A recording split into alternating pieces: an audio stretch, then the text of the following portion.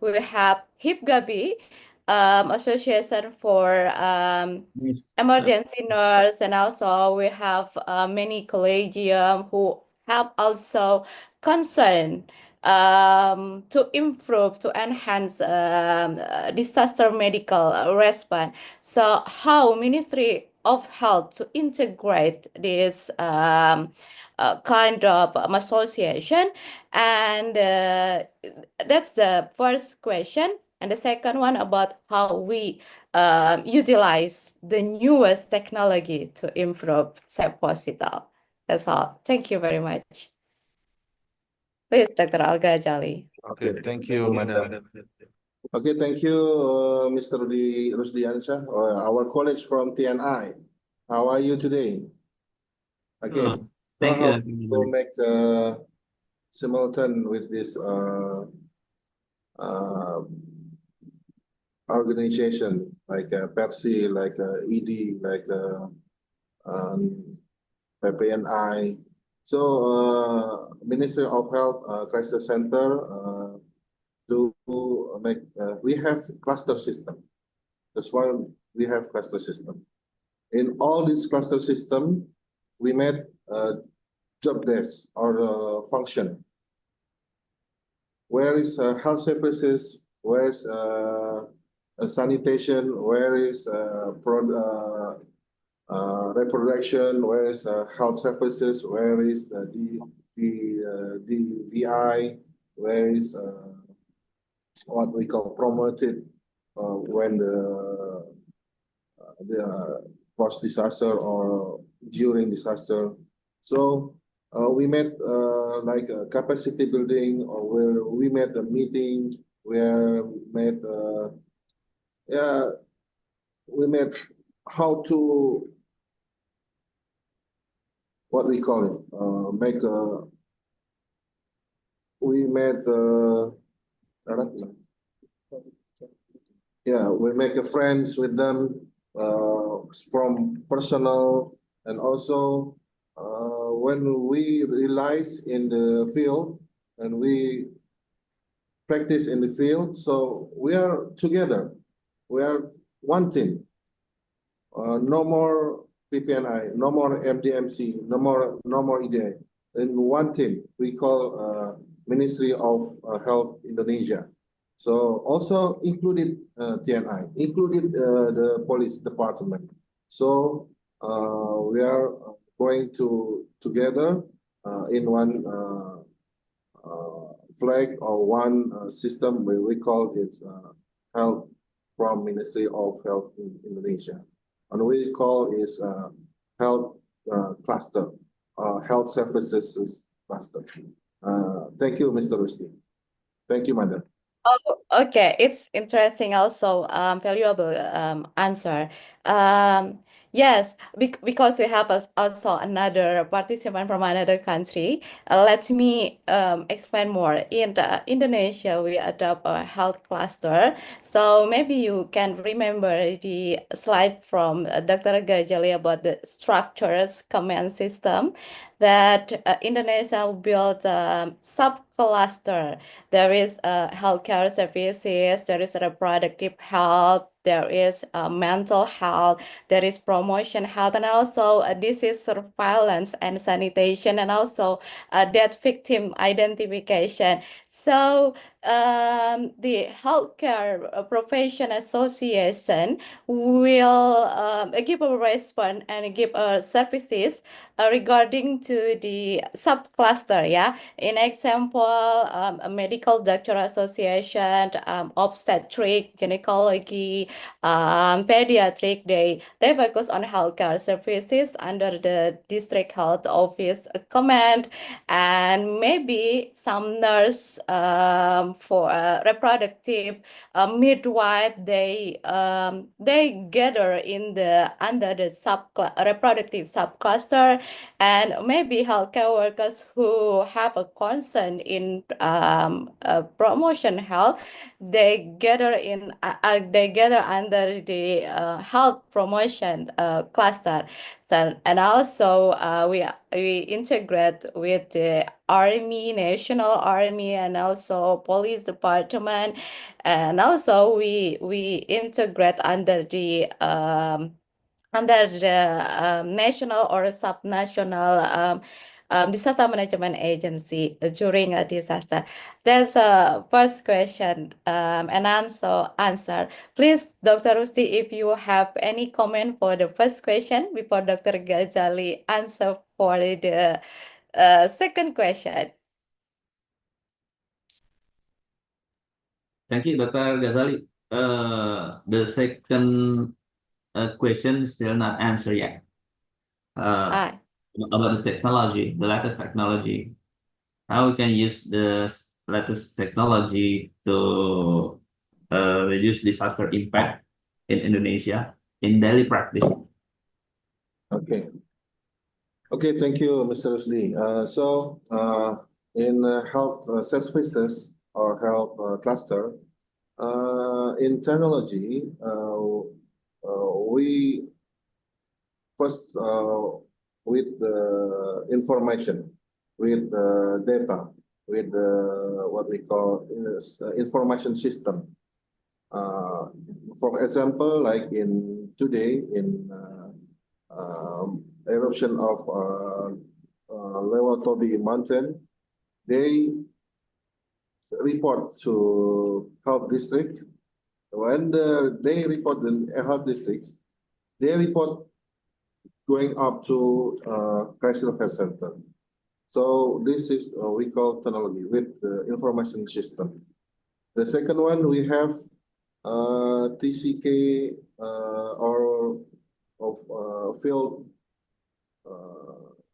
health emergency medical. Yeah, emergency team. We should register in this website or register and online. So when we need to deploy, just we activate by system.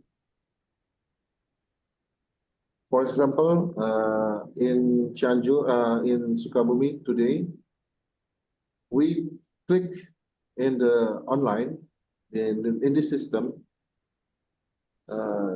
In that area, it's West Java.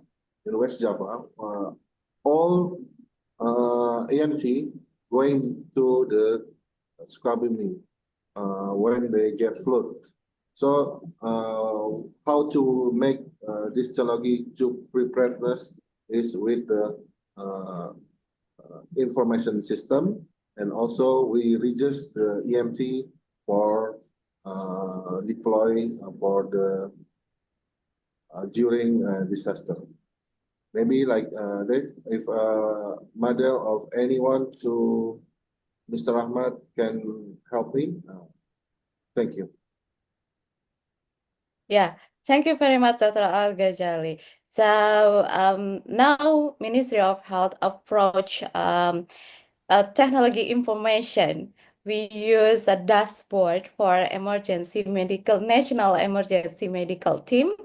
As I know, 11,000 people registered, registered as personal healthcare worker, as an emergency medical team, and also health volunteer in that website.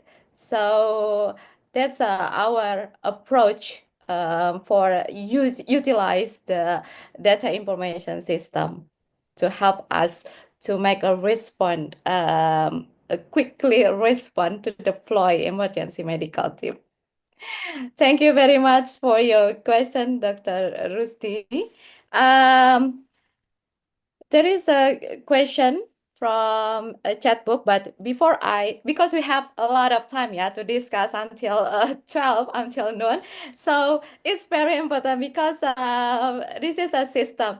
When we remember the Dr. Al-Ghazali presentation, hospital disaster plan, SAFE hospital is within a integrated system, internal hospital system, and then district system, and also national system.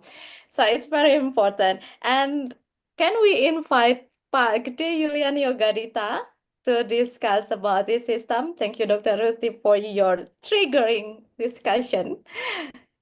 Pak Gede, could Yes, you open Miss your Madel. microphone? Yes, yes, okay. Yeah, I'm And very could you sorry I open the could not camera? yeah, I tried to Oh, open okay. my It's camera. hard for you, yeah? I It's hard for you to open the camera, yeah? I hope that my Okay. connection still stable. Yes, But yes. I try to to maintain it. Thank you very much, Yeah. Mr. Rusdi from the TNI, from the Indonesian National Army for the question. And I think previously Dr. Raul Ghazali already mentioned, as also emphasized by Ms. Madel, in the initiative of Health Reserve Sport, I think, this initiative launched by the Ministry of Health and also endorsed by Ms. Madel also that this health research spot or a health research initiative is improving the Indonesian national EMT initiative also. So, however, this initiative only can be accessed by the PHO or the DHO. They have access to the dashboard in the DHO. So now the question is how the Safe Hospital initiative within the hospital system, within the health facility system, able to connect with the DHO and PHO. Actually, mentioned by our colleagues from the Ministry of Health, by Dr. Ghazali, the HEOC and also how to link the hospital disaster plan with the HEOC to able mobilize this resource. As also mentioned by the moderator that 11,000 person, 11,000 health workers already registered with this initiative of health research. But again, during the disasters, as example by the Dr. Ghazali in the Sukabumi, one of the districts in the West Java province, with having a flood now, how the hospital able to mobilize or how hospital able to communicate with the district health office in Sukabumi or the West Java provincial office to ask help reserve to help to assist to provide medical assistance in the respective hospital in Sukabumi Public Hospital. That's the question is how to the mechanism, how the technical mechanism. Yes, we discuss about the regulation, we discuss about the initiative, but the implementation level, I don't think that's quite easy as it sounds. No, so on the field of implementations, this is need some alignment, some adjustment, and I think Mr. Rusdi himself already deployed as the TNI, as the National Army, National EMT, deployed in many cases of emergency, and also we found this kind of difficulty. The system is not yet integrated. The system is not yet connected each other from the district health office and also the hospital. This is the challenge for Indonesian government and other local government, how to effectively connecting these two methods, connecting of these two initiatives. And so we have this efficient mobilization, especially to the hospital needed for the health research. I think that's my opinion, Ms. Madelina. Thank you very much. I return it back to you. Good day, Miss Madelina. Yes, yes, yes, please. I remember when I get exercise in Japan with by JICA, they have DMAT. DMAT has like a rule or a regulation. Every hospital in Japan should be as a health worker or EMT. So when the disaster in Japan, automatically the hospital employee or the doctor or the nurse or the midwife automatically deploy to the disaster location. So when today in Sukabumi, the practice is the question same with Gede. Their hospital already joined to the volunteer in field. It's meaning MOH has already make a information system that we call medical reserve squad for like EMT by system, but is already implemented in Sukabumi. So do not worry. Also implement in East Nusa Tenggara. When they need volunteer in Mount Lewatowi, the province health services, they just ask to crisis center to click. Then already crisis center has approved to deploy the volunteer to the Lewatowi eruption. Maybe that's my answer and my experience when they get deployment to the field. Thank you, Ms. Madam.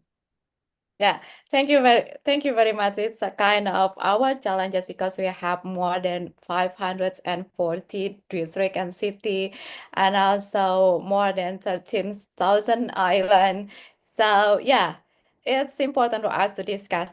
Okay, I read a question from Muhammad Sarbini Wahid. You wanna open your mic, Dr. Muhammad Sarbini, yeah. or okay, Yeah, please. thanks. Yeah. Yeah. It's for right.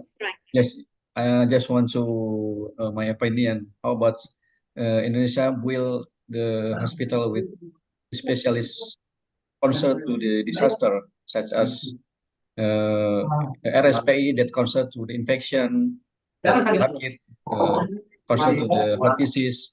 How about hospital with concern to the disaster? Because all of Indonesian regional has been many disasters such as volcanology and then earthquake.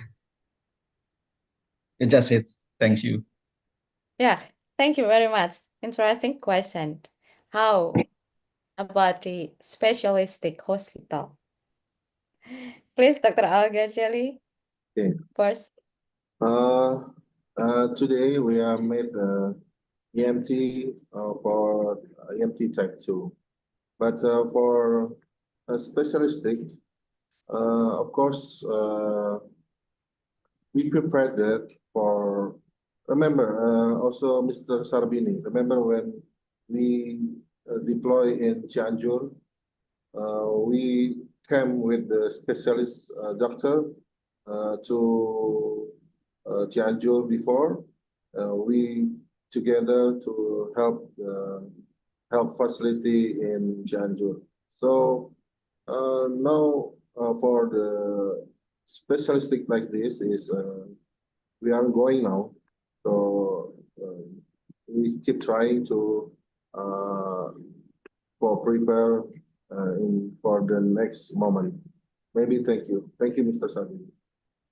Yeah, and also maybe because thank you. the disaster infected any kind of public facilities, including hospital. So I mean that terms of the safe hospital, it's not for hospital. It's also for primary healthcare, for clinic. So every healthcare facilities have to build disaster preparedness for internal disaster and also how to respond to external disaster. And of course, as you mentioned that emergency medical team has a type. So from resource from the hospital specialistic is our resource for emergency medical team, specialized team. So I know Indonesia tried to make a mapping, yeah, for the specialistic team and also emergency medical team type 1, type to another and also any kind of resource. Pak Gede Yulian Yugadita, you have comments? If you can open mic. Yes, Miss Moderator. Yeah, I already respond actually in the chat box, but Yes. basically mostly same with your response. Thank you very much for echoing my response in the chat box. Thank you. Okay. Thank you. Thank you very much. Is there any question from the floor before? After that, I want to call from Persi, Indonesian Hospital Sorry, Association. Madam, Mr. Musa Yes. Setiabudi, Oh, sorry, Mr. Musa. Dio Budoyo. Raise hand. Raise hand. Yeah. Yeah, Yes, yes, open mic because I cannot the notification. I cannot see the notification. Please, committee, you can notice me if there is a question from the chat box or someone raise hand. Can you hear my voice, Mr.? Ah, yes, please. Could you Okay. open your video also for more attractive Yeah, discussion? first of all, I would like to apologize for not being able to turn on my camera. Okay. Yeah, due to less than ideal condition. Yeah. However, Yes, I'm very fully clear. present and deeply engaged. Yeah. I would like to introduce. My name is Musa from Doctors Care Response, and also joining for this session. I want to express my appreciation for this session and discussions, and especially closely related to the recent EMT summit held in Abu Dhabi, highlighted the urgent need for disaster preparedness, the context of global challenge like climate change. We also commend the government, Ministry of Health, for recognizing the importance of TCK, Tenaga Cadangan Kesehatan. It's a great strategy, correct? The strategic national resource in disaster preparedness. And furthermore, I want to acknowledge that there are shifting the terminology. There's no longer natural disaster, right? There's only disaster, and they are often influenced by human factors and vulnerabilities, systemics. So considering this increasing disaster due to climate change, my question is only two. The first one is maybe to all of the speakers, how far the disaster preparedness been integrated to hospital accreditation standards, and what challenges remain in ensuring its effective implementation? We all know that hospitals fully comply with the accreditation. So what's strategic to make these things happen? And the second one is what steps can be taken to improve coordinations and enforce disaster preparedness as a core criterion for hospital quality and accreditation. So without including this safe hospital, especially for disaster inside the accreditation point, there will be nonsense to implement into the daily basis of the hospital services. So all of this is aligning with the global health priorities. That's all my question. Thank you, Ms. Madhav. I'm sorry, Dr. Musa. I have a trouble. Could you repeat your second question? The second question is about the improving coordination and enforcing disaster preparedness, and also being integrated part of hospital quality and accreditations, because this issue is aligned with the global health priorities, especially mentioned in EMT summit in Abu Dhabi. Thank you. Wow, are you joined to the Abu Dhabi EMT summit? I just observed from many Indonesian college present in the Abu Dhabi summit.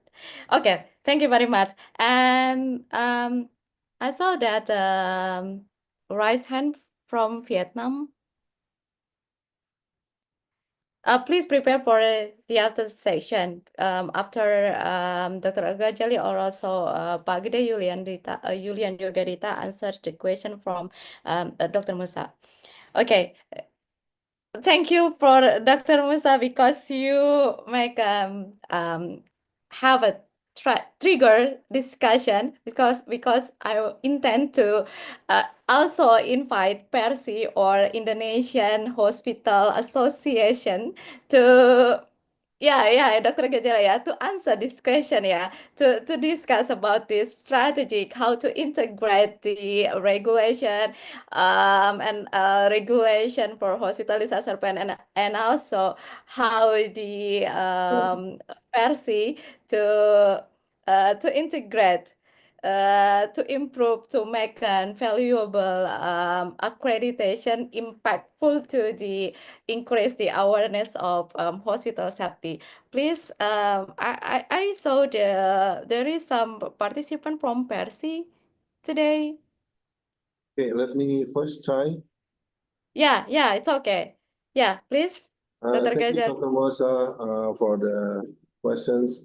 The conclusion about the how relation with accreditation with preparedness or minimize or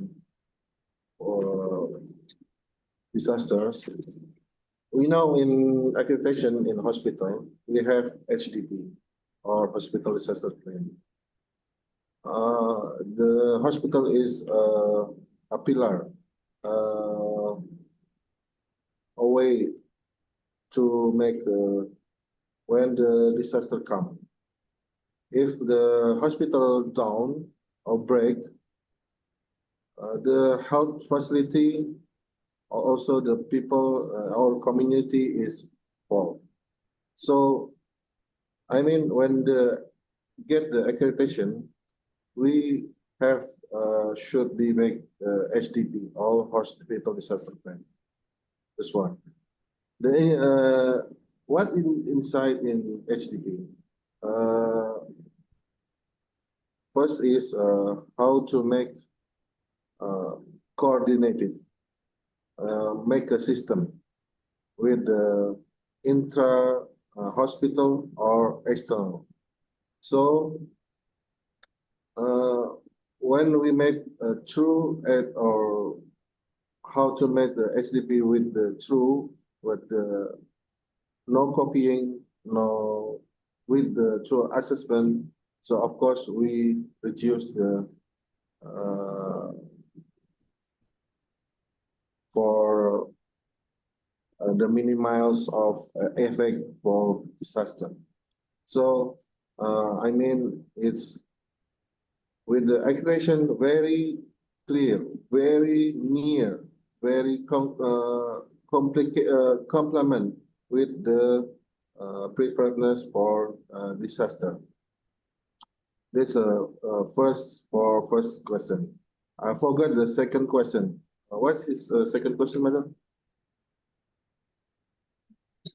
How to integrate or link the hospital disaster plan also including the accreditation and how make it impactful.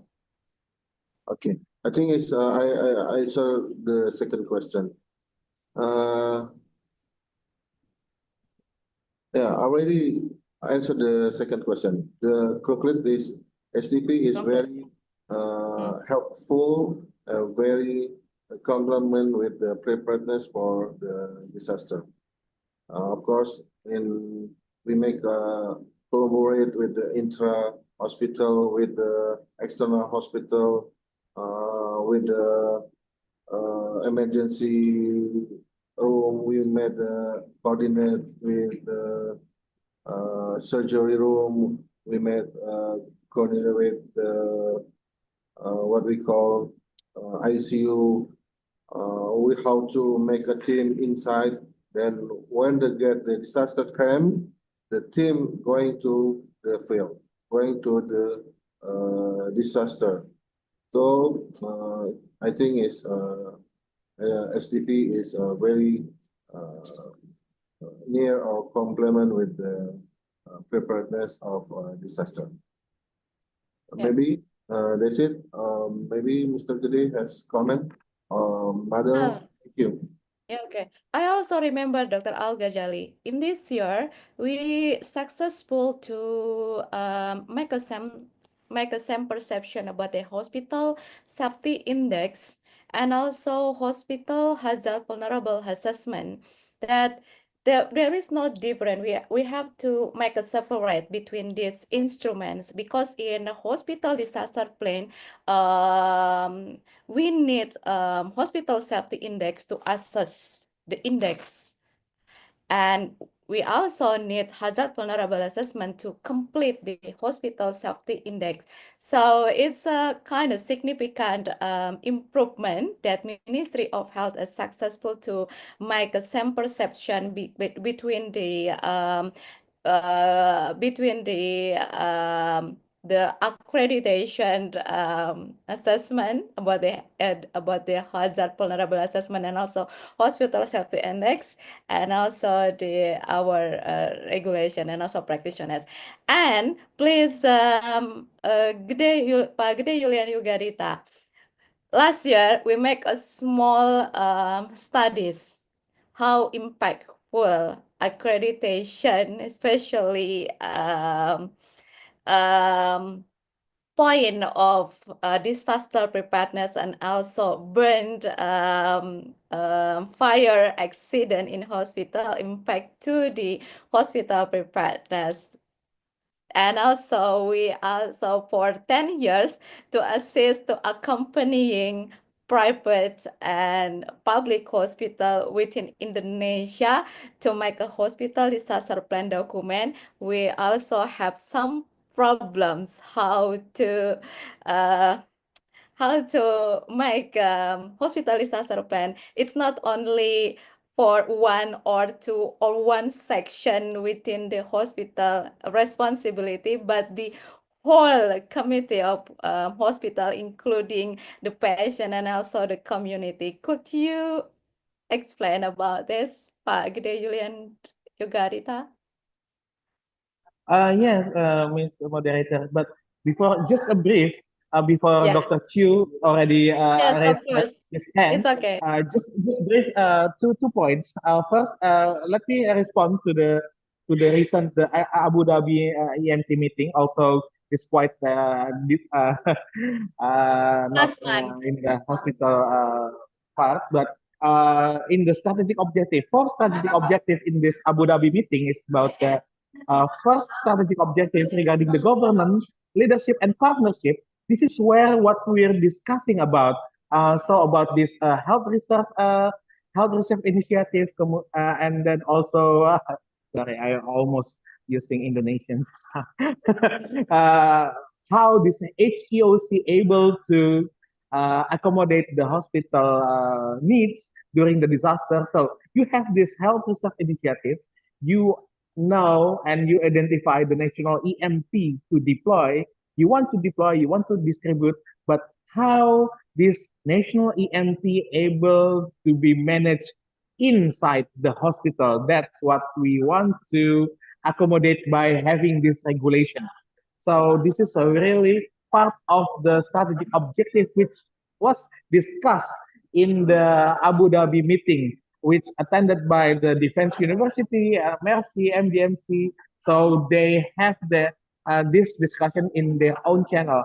Secondly, responding to Ms. Madalina information regarding this research, again, referring to this summit, the EMT summit, about the strategic objective number 4 regarding the research and innovation. We really need this kind of research regarding the effectiveness of this safety index, collaborating with the hospital hazard vulnerability assessment done in the hospital. Who will research or who will conduct the research? It should be by the local university. And again, we already have this ASEAN network for ASEAN Academic Network for Disaster Health Management, which can be collaborated with the ASEAN Institute for Disaster Health Management to compile all of this research. So I think the research regarding the fire simulation, Ms. Madalina, I think that's very good. But again, this is need to be consistent. This is need to be aligned with the local disaster health management, disaster health office, and also disaster management office in the district level. This is need to be aligned. This is need to be synchronized. So I think that's my response. Very sorry, Ms. Madalena. I think Dr. Chu already raised his hands for quite some time. So I think we need to give him a chance to raise the Yeah. questions. Thank you. Yes, thank you. Thank you, Dr. Al-Ghazali and also Dr. Gede and also Dr. Musa for the interesting question. Now we invite Dr. Chu. Yeah, please, you open camera and also microphone. Say hi everyone. So hi chairman and organizer from Indonesia. Thank you for having me today. And I have a question relating about the hospital safe index. We now in Vietnam we use the WHO Hospital Safe Index published in 2013 version 2, and we make some version relating the assessment about the Hospital Safe Index before make the planning to prepare the response with disaster in hospital. That I concern the problem is what is the make the standard for all kind of hospital. For example, local hospital, province hospital, and central hospital, and how we can deal with the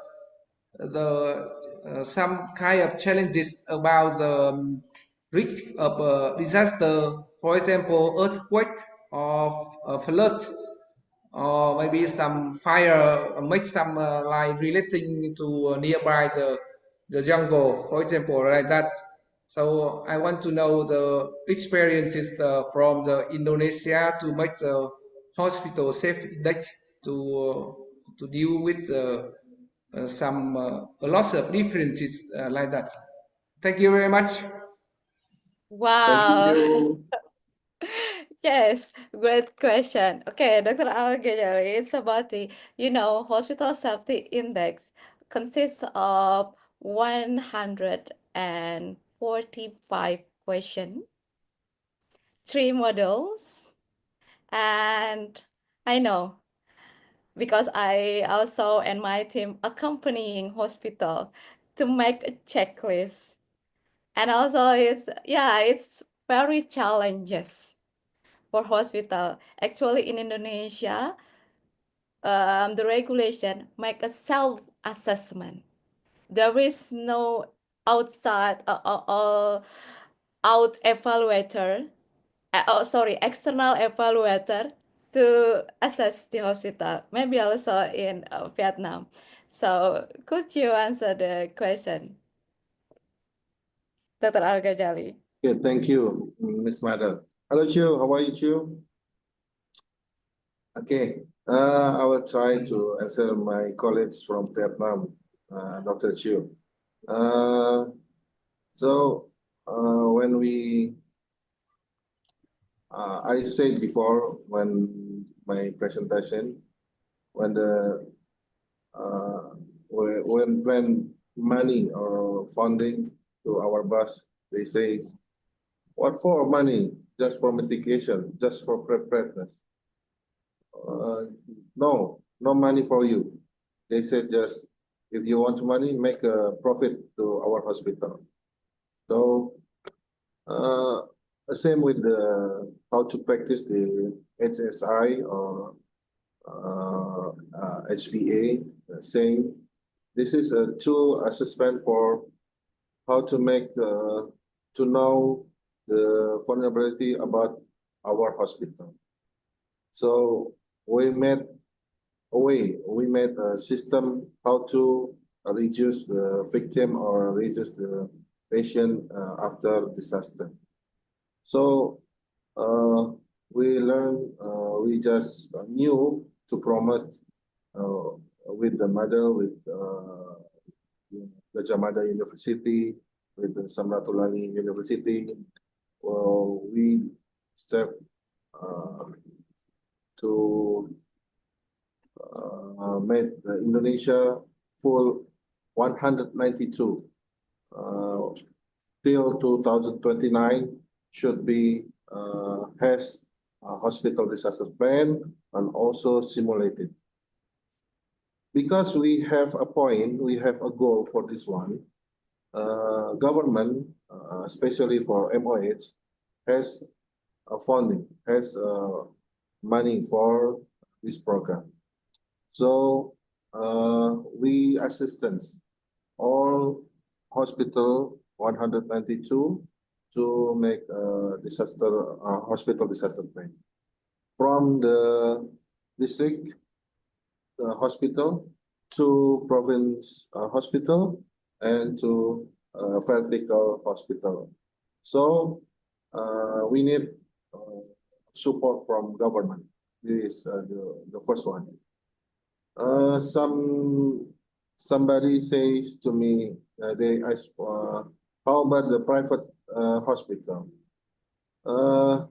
For private hospital, we just what we call, we made a rule, we made a law to push them, to push the private sector how to make safe hospital or make HDP still simulated for the accreditation. If they not pass the accreditation, they cannot work or work together with the BPJS, or they cannot license, they cannot have license till tomorrow, next year. So for the private sector, we just can to make a force to them. But for the public sector, we have funding to make this assistant to till makes SDP and simulated. Maybe that's my opinion and my answer. Thank you, Chief. Yeah, okay, thank you. And Dr. Al-Ghazali also let me add information. Yeah, the standard hospital safety index mentioned that 100 more than question it's for academic and also type A hospital, in urban hospital. So it's our challenge also, Dr. Chu, in Indonesia, how to make standardized analysis or assessment hospital safety index also appropriate or suitable for local district hospital or maybe academic hospital. I mean, for small hospital, it's challenge to get a high score for preparedness because consists of the question like it's suitable for urban or a big hospital or academic hospital, but how for the small hospital? That's our progress also. Maybe I will remember Dr. Al-Ghazali and also college from Ministry of Health. This year, maybe several months ago, we discussed in the Jakarta how to make a standardized for hospital safety index for suitable for any kind of hospital level. That's our progress. Maybe we can share, also a Vietnam experience, and also for the challenges. Yeah, so that's why Ministry of Health and also university try to meet the hospital surveyor accreditation and also any kind of hospital to meet together and discuss about how to utilize hospital safety index and hazard vulnerable assessment because these instruments have to combine each other. When we remember the first model of hospital safety index, it's just checklist. which one from 200 hazard in the world there is exists in your region. But how about the risk level? So how to answer the module 1 of Hospital Safety Index, we need hazard vulnerable assessment. But how hospital make a good preparation? They have to have all hazard preparedness, especially in the document, in the preparedness document, they develop a contingency plan for each scenario. That's my additional information to update these challenges, Dr. Chu. Okay, Thank you. Thank you very Yeah, much. Thank you. Thank you. thank maybe you very much. adding, Miss Madel, Chu, Yes. once more for the assisting for HDP for the hospital, I said before, we have team from Kaisal Kesehatan, we call facilitator for safe hospital. So we have 30% around Indonesia. They make company or assistants to make safe hospital sector plan till simulated, free from our government. So we funded them when they get to the hospital till hospital sector plan and simulated.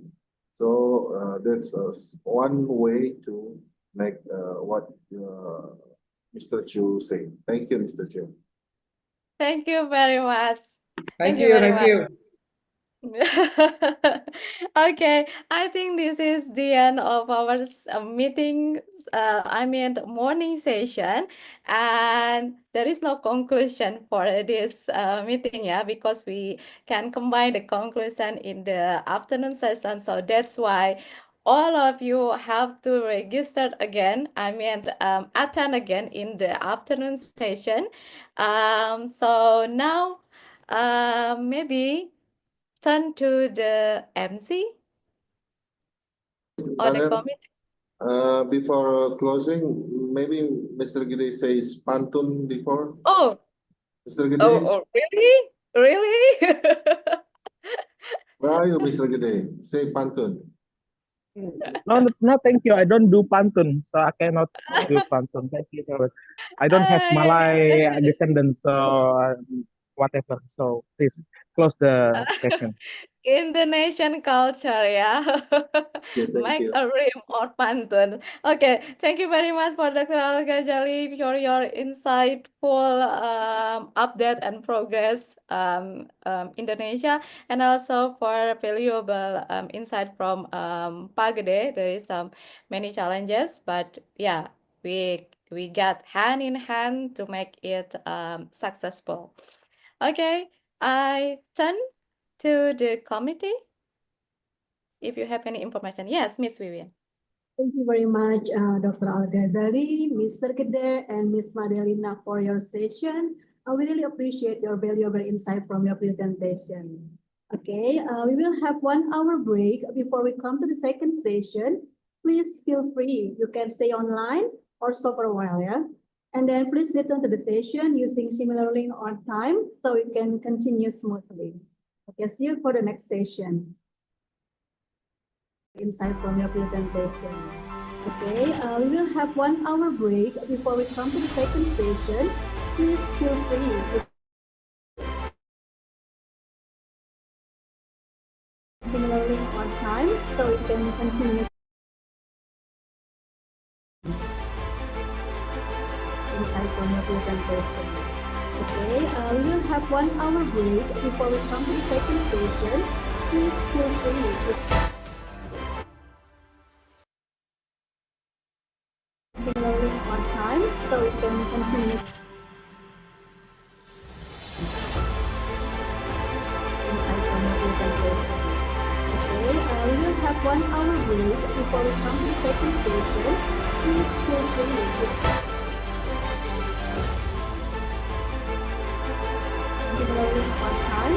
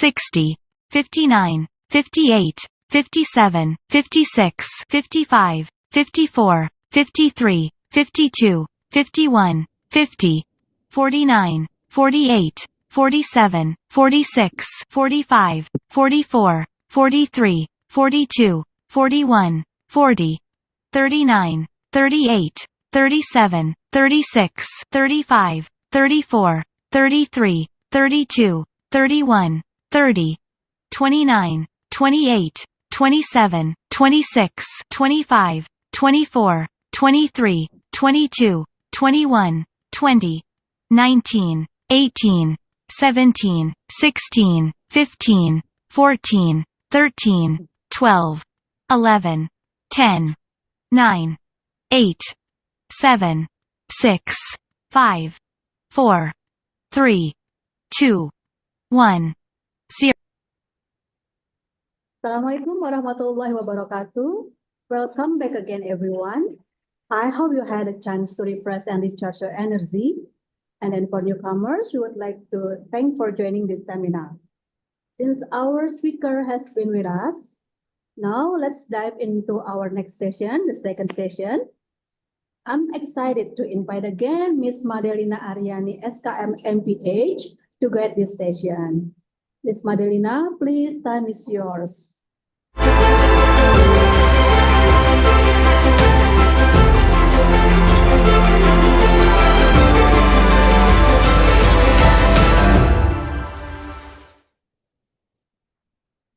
Welcome again to today's seminar on Safe Hospital, everyone. And please recall your friend to attend again after a break, after lunch maybe, so don't sleep, yeah. Okay, this afternoon session, we continue to talk about the important things in hospital safety. It's about funding commitment to implement safe hospital programs. My name is Madelina Aryani, and it's my pleasure again to serve as your moderator in this afternoon session. This afternoon, we will explore the crucial role of financial support in establishing safe hospital, which are essential for ensuring continued healthcare services delivery in times of crisis, emergencies, and disasters. In light of recent global challenges that we also discussed in the morning session, the commitment to funding safe hospital program is more imperative than ever. So that's why we discussed today.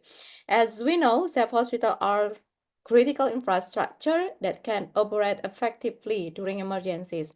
Making the investment in this development is a matter things of public health security. So this afternoon, we are honored to have two distinguished speakers representing both the public and private hospital in Indonesia. The first speaker is Ibu Melisa Rahmadani, Bachelor of Public Health, Master of Public Health, and also PhD candidate, Head of Occupational Health Safety and Security Unit in Universitas Indonesia Hospital. She has many several years experience in road hospital safety development, road safety, building safety in hospital, and also safety training. And she also one of the safe hospital facilitators from Health Crisis Centers, Ministry of Health Indonesia. Hello, good afternoon, Ibu Melisa. Good afternoon, Miss Meryl. We meet again, okay. And the second speaker is Dr. Nurkhalid Umam Kurniawan, pediatrician and Master of Science.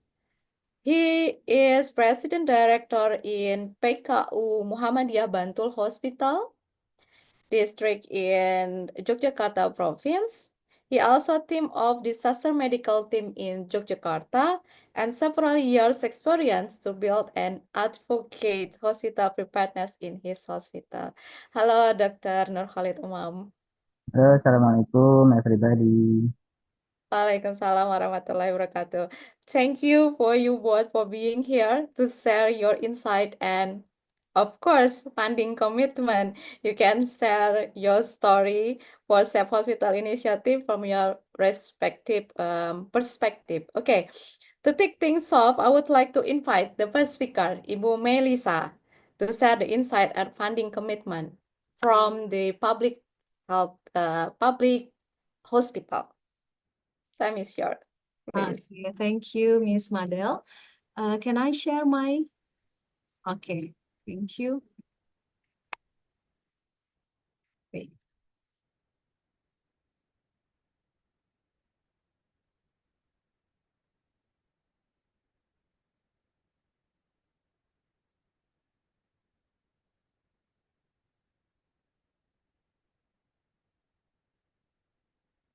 Okay, good afternoon, ladies and gentlemen, all participants, all speakers. Assalamualaikum warahmatullahi wabarakatuh. First of all, I would like to express my gratitude to the Health Crisis Center, Ministry of Health, Republic of Indonesia, Mr. Jaya and team, also to the Faculty of Medicine, Public Health and Nursing, Universitas Gadjah Mada for having me here as speaker.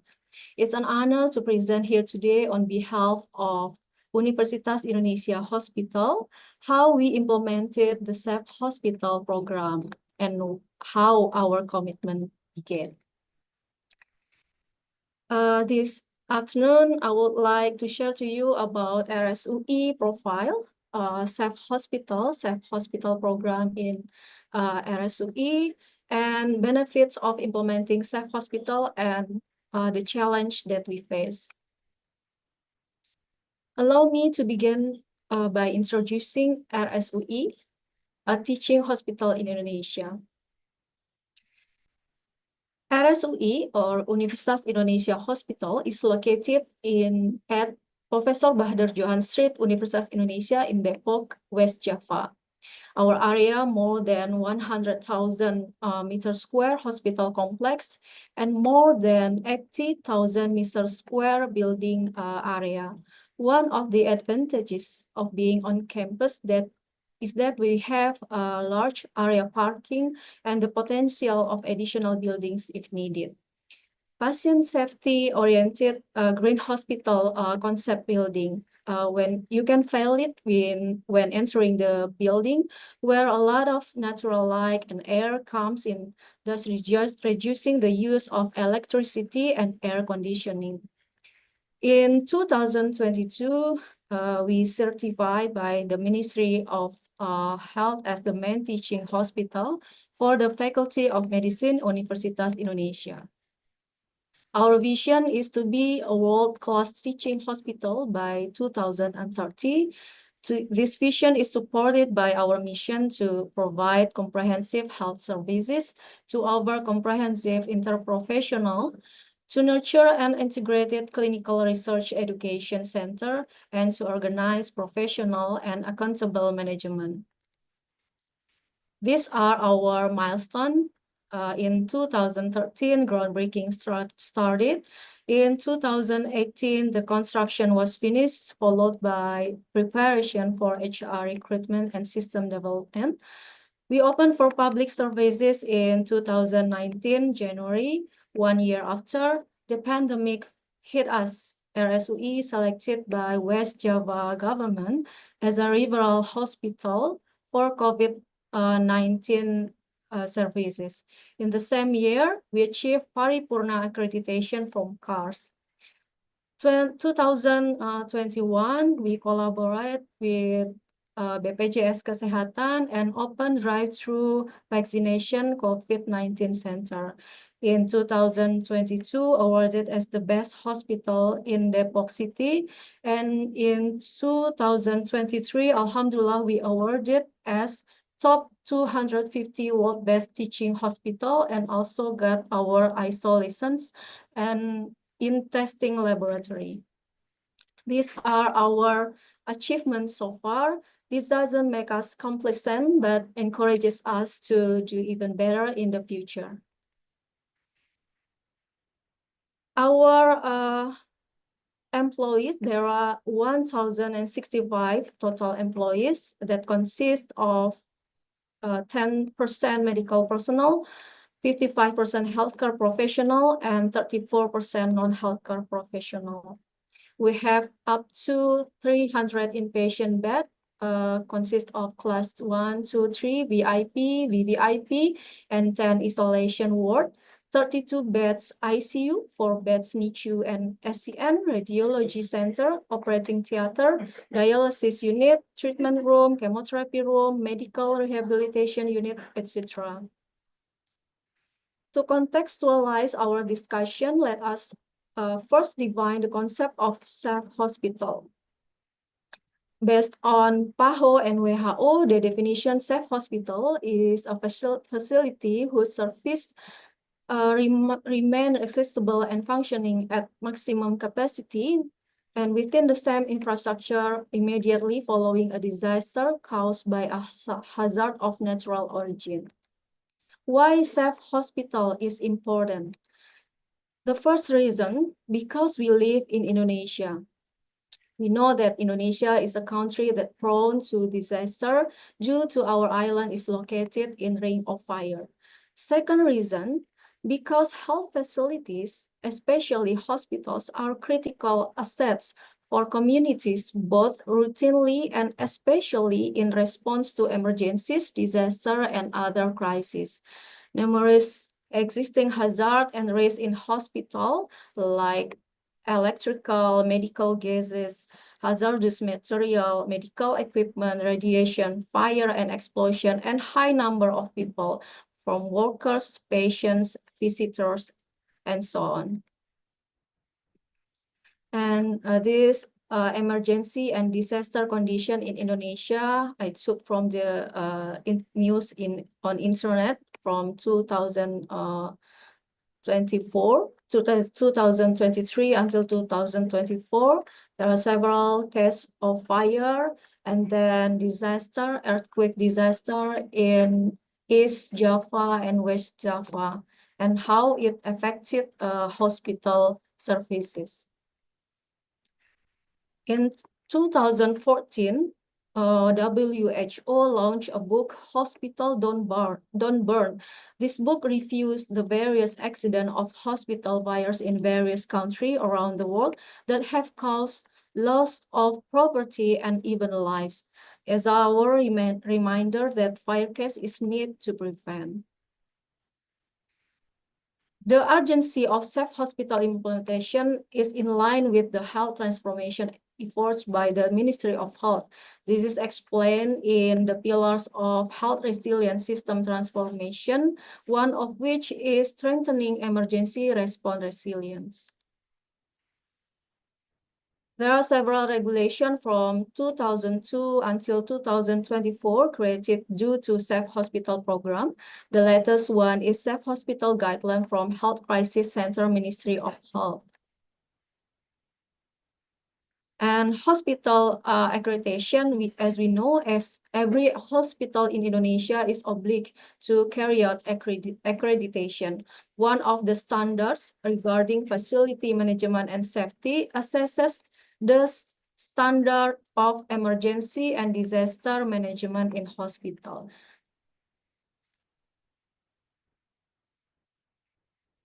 There are several factors that influence the continuity of health service function in disaster situation. The first one is strong physical building, technically explained in structural model in the Hospital Safety Index, starting from the strength of the building, the effect of renovation, the design of the building structure, resistance to hazard, and so on. The second one, good medical equipment that available in good condition and sufficient quantity. The third factor, utility in infrastructure availability such as water, electrical, and also communication equipment. Next is availability of healthcare personnel sufficient according to its type can be mobilized quickly. The last one is existing disaster plan that is rehearsed periodically. RSUI has undertaken various initiatives to operationalize the Safe Hospital program, focusing on disaster preparedness and resilience. Here are an overview of our efforts and commitment based on hospital readiness stages. The first one is create management policy and commitment, identify potential emergency condition, preparation of emergency and disaster response plans, establishment of emergency and disaster response team, hospital disaster plan training, emergency and disaster response scenarios, and simulation of emergency and disaster condition. I will explain each point in the next slide. One of the efforts to maintain management commitment, we put it in the form of written policy signed by the President Director.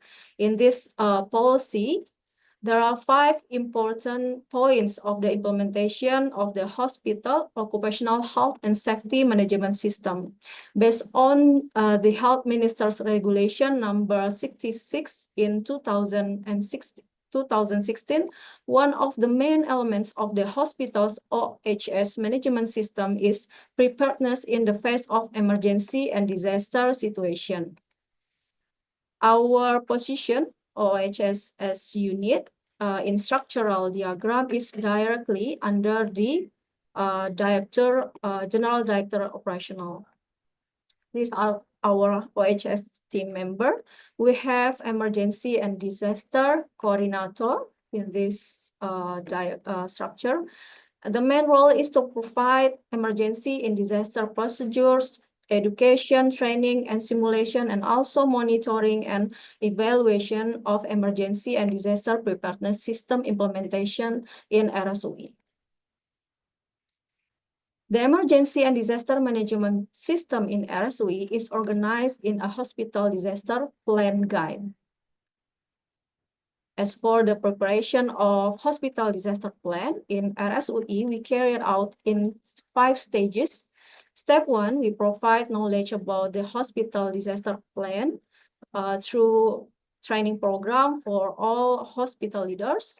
Step 2, we organize workshops, drafting team, and then create assess HVA and HSE, Hazard Vulnerability Assessment and Hospital Safety Index, develop plans and goals, team structure, their job desk and authority, and also develop system and procedures.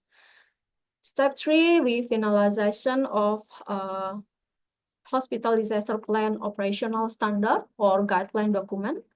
And step 4, we conduct simulation to test procedure and personnel's readiness. And step 5, monitoring, evaluation, and also review procedure and implementation. These are the result of our workshop in risk assessment, HVA and HIS that we evaluate every year. This hazard vulnerability assessment and hospital safety index. From the hazard vulnerability assessment, we can identify all the emergency or disaster that highly risk to occur in our hospital. After we identified, we create education material like this poster. There are 8 events that may occur at RSUI and how can the workers report it. Yeah, from fire, earthquake, medical emergency, gas leak, hazardous and toxic substances incident, and so on. In hospital disaster plan, we arrange how to respond the emergency or disaster situation based on 3 levels. Level 3, able to handle by the facility and infrastructure and other personnel available in the work unit. In level 2, the facilities and infrastructure work unit are unable to cope and require assistance from other work units at Universitas Indonesia, such as occupational health and safety unit and security unit in Universitas Indonesia. Level 1, exceeds the limits of UI facilities, requiring additional resources from authorities outside UI, such as fire department, police, BNPB, local government, and etc. One of the element in the hospital disaster plan is the team that runs the disaster management system when a disaster occurs. Therefore, a special team needs to be formed at RSUI. We call it the Disaster Command Team. Disaster Command Team is a special team that has expertise and ability to command, control, and coordination in every emergency and disaster situation. These are the structural disaster command team. We created this team based on Hospital Incident Command System Guideline, HICS, leading by Chief Commander, which supported by 4 command team, Public Relation, Liaison Officer, Safety Officer, and Expert team based on situation. Under the Chief Commander, there are 5 coordinators: operational coordinator, medical coordinator, planning coordinator, financial coordinator, and logistic coordinator. Training is important to ensure that every worker responds to emergencies and disasters in accordance with established standards procedures, including remembering the duties and responsibilities according to their position in the disaster command team. These are our documentation from our latest training. To train workers' readiness to face disasters and assess the suitability of the procedures that we have been prepared to the situation in the field, simulation needs to be carried out. There are 2 forms of simulation that we held in RSUI. Room simulation is known as tabletop exercise, and field simulation. Before the simulation, we develop a scenario like this based on emergency situation that will be. In hospital disaster plan, we manage information and communication system during a disaster, one of which is the use of special codes to activate emergency and disaster condition. There are 10 emergency codes from code red, code green, code pink, code black, until code blue. To implement a hospital disaster plan technically, we develop standard operational procedure. For example, this code red procedure, number 35. We created also the poster like this, to make it easier to translate rules in the form of text into flow diagrams. These are the resume form of the SPO code red. And this is code green to respond earthquake. This code blue for the medical emergency. This is code yellow to respond hazardous toxic material spill. This all of this is in our standard procedure operational, or SPO. We also created posters to educate our employees. These are the example: respond to code green, code red, code blue, and code pink. Other poster we created in comic style that inform about prevention based on incident investigation result, both internal or external event. Like this fire case occur in one of private hospital in the Depok City. We create the comic based on the investigation. Another element regulated in hospital disaster plan is regarding supplies, equipment, and infrastructures to deal with disaster. We have disaster command room like this. This is the room to coordinate during disaster. And we provide emergency tools and equipment to evacuate, such as evacuation chair, evacuation mattress, also oxygen portable, emergency bag, and so on. We also provide by passive fire protection. We have evacuation routes and compartmentalization with automatic door, then that fireproof steel compartment, and emergency response procedures, use of fireproof material, assembly point, lighting, and also emergency response team attribute and personal protective equipment like safety helmet, emergency response team vest, special communication tools like HT for response team, paging system, firefighter equipment like fire suit, safety alarm, respiratory safety boot, etc. This is our emergency evacuation map, and this example for emergency evacuation route.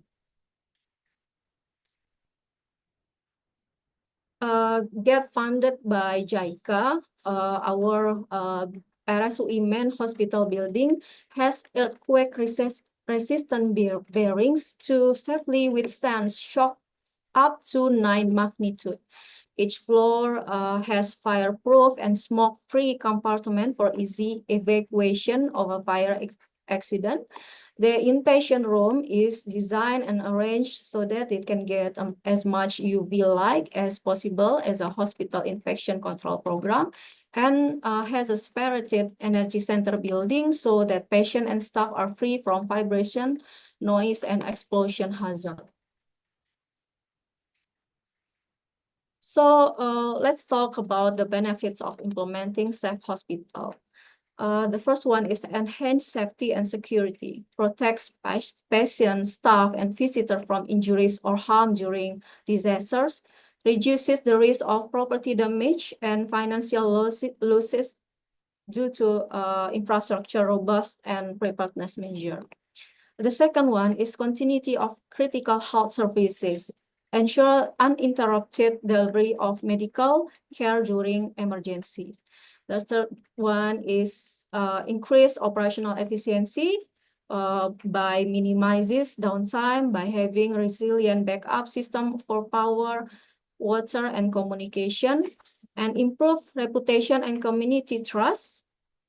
Contribution to public health and safety, serves as a disaster response hub, offering critical support to the community during emergencies, empowered and trained workforce, regular training, equips staff with skill to manage emergency effectively, boosting morale and confidence. Long-term sustainability integrates resilience into hospital design and operation, preparing for emerging challenges such as climate change and pandemics. And of course, compliance with national and international standards.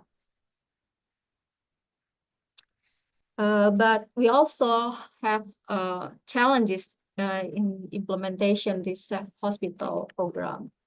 Maintaining funding and resources for continuous improvement, of course, for the training, for the equipment, tools, we need funding. And this one form of our commitment. And adapting to emerging risks such as pandemic and climate change related disasters after COVID-19, and then what?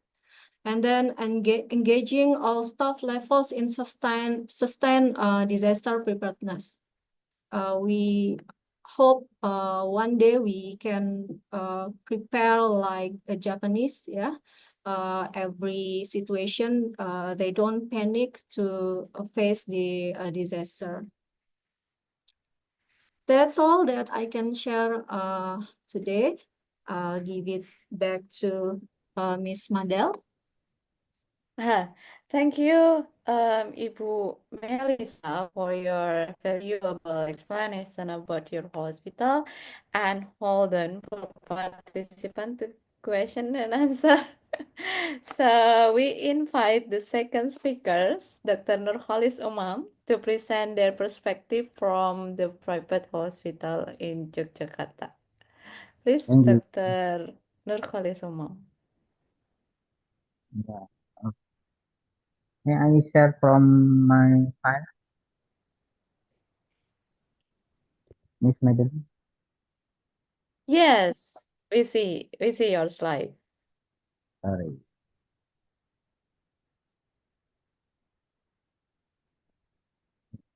Okay, Bismillahirrahmanirrahim.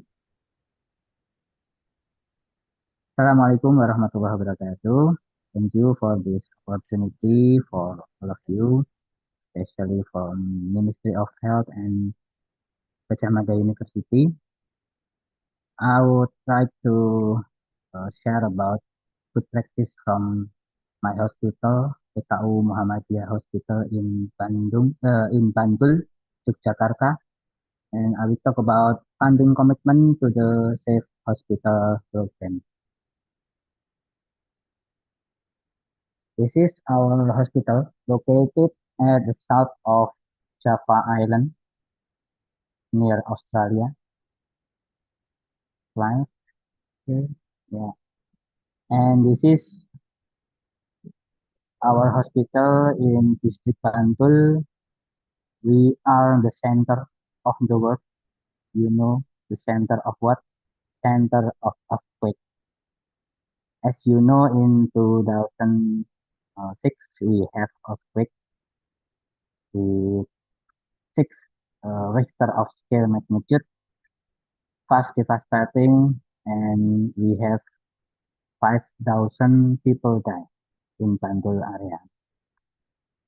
But our hospital is not collapsed. So I think it's a very good journey for us to share with all of you. We also have a beach about 7 kilometers from our hospital. We have Parangtritis Beach. It's from Indian Ocean that we can give tsunami, and we right now prepare from this mega truck. As you know that the BMKG already give the information that maybe, but I hope not, we can have 9 until 9.2 scale of Richter megathrust or earthquake it south of Java Island. We prepare for this earthquake. Okay, about the funding commitment to implement Safe Hospital program.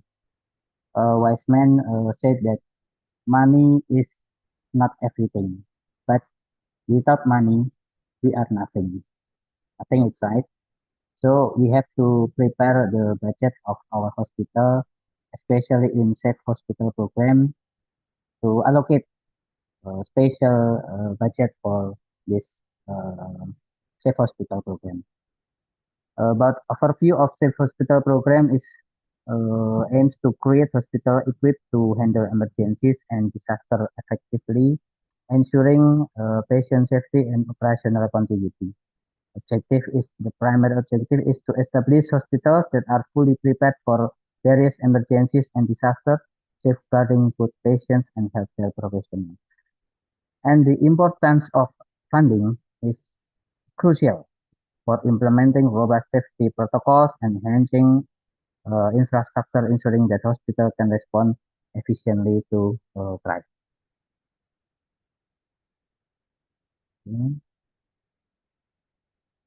About the Safe Hospital program background, what is the importance of implementing safety measures in hospital? The most important is protecting patient and staff safety. So implementing safety measures is paramount to protect both patients and healthcare personnel from potential hazard, ensuring a safe and secure environment for all. The second is ensuring continuity of care during crisis. Establishing protocols for safe hospital operation enables uninterrupted patient care during emergencies, maintaining trust and reliability in healthcare service. And the third is enhancing disaster response capabilities. This is, I think, the added value if we have a good safe hospital program, so we can enhance disaster response capabilities. we have a good emergency medical team so we can respond the disaster around Bantul district. Strengthening disaster response protocols prepares hospital to effectively manage crisis, minimizing impact and ensuring swift action to protect life. About the funding source, we have three funding sources. The first is the government and NGOs funding allocation. Government and NGOs funding are crucial for health projects, providing essential resources to ensure public welfare and support community health initiatives. Partnership with national and international health organizations is the second funding source for our hospital.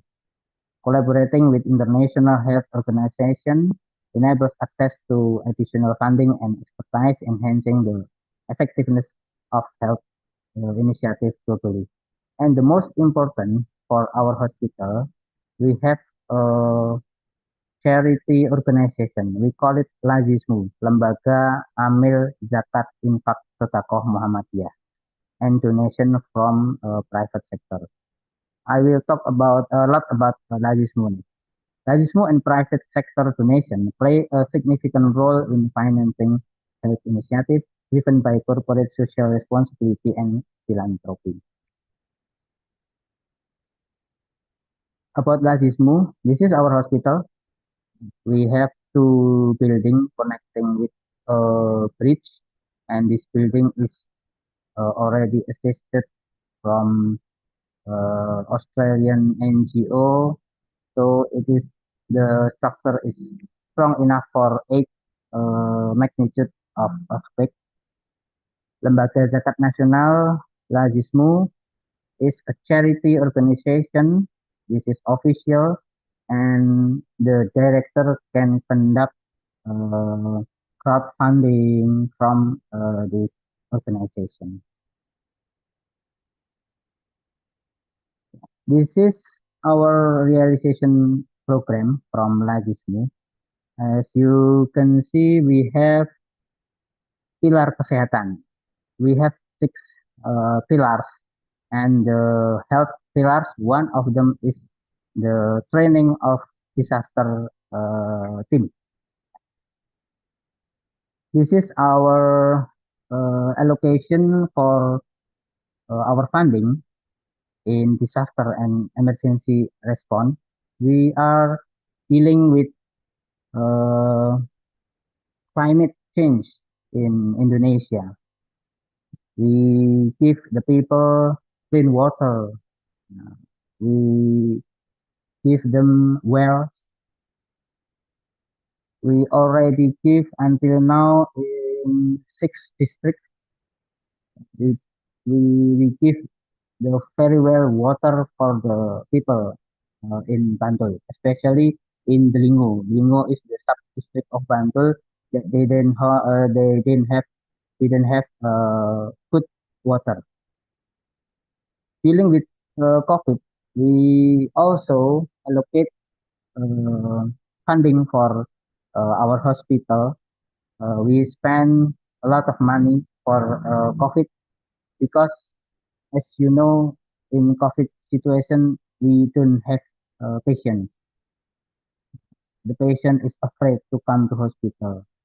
The only patient come is patient with COVID. So we have to allocate our funding for the COVID situation. We also dealing with the situation of natural disaster like a flood, banjir, yeah. Earthquake in Cianjur, and the explosion of Mount Meru. We already sent 6 teams, emergency medical teams, to 6 mountains. And the recent time, next day, we will send 1 team for Flores Mount Ile Lewotobi with 1 team, medical team. About the budget allocation, The key areas for funding in disaster preparedness setting. The first is the infrastructure improvements. Investing in critical infrastructure such as emergency exits and essential medical equipment ensures safety and enhance patient care during emergencies. And training programs for hospital staff. Comprehensive training programs equip hospital staff with the necessary skills and knowledge to effectively respond to emergencies and provide quality patient care, even in the disaster time. This is our budget allocation, 45 million. This is especially only for the disaster and emergency team. This is the drought response, ambulance, and the training for the team. This is our training. Yeah, we train about 60 staff from our hospital. So we have the tabletop exercise, and then we have simulation in Merapi Mountain to train when the explosion of Mount Merapi is happening.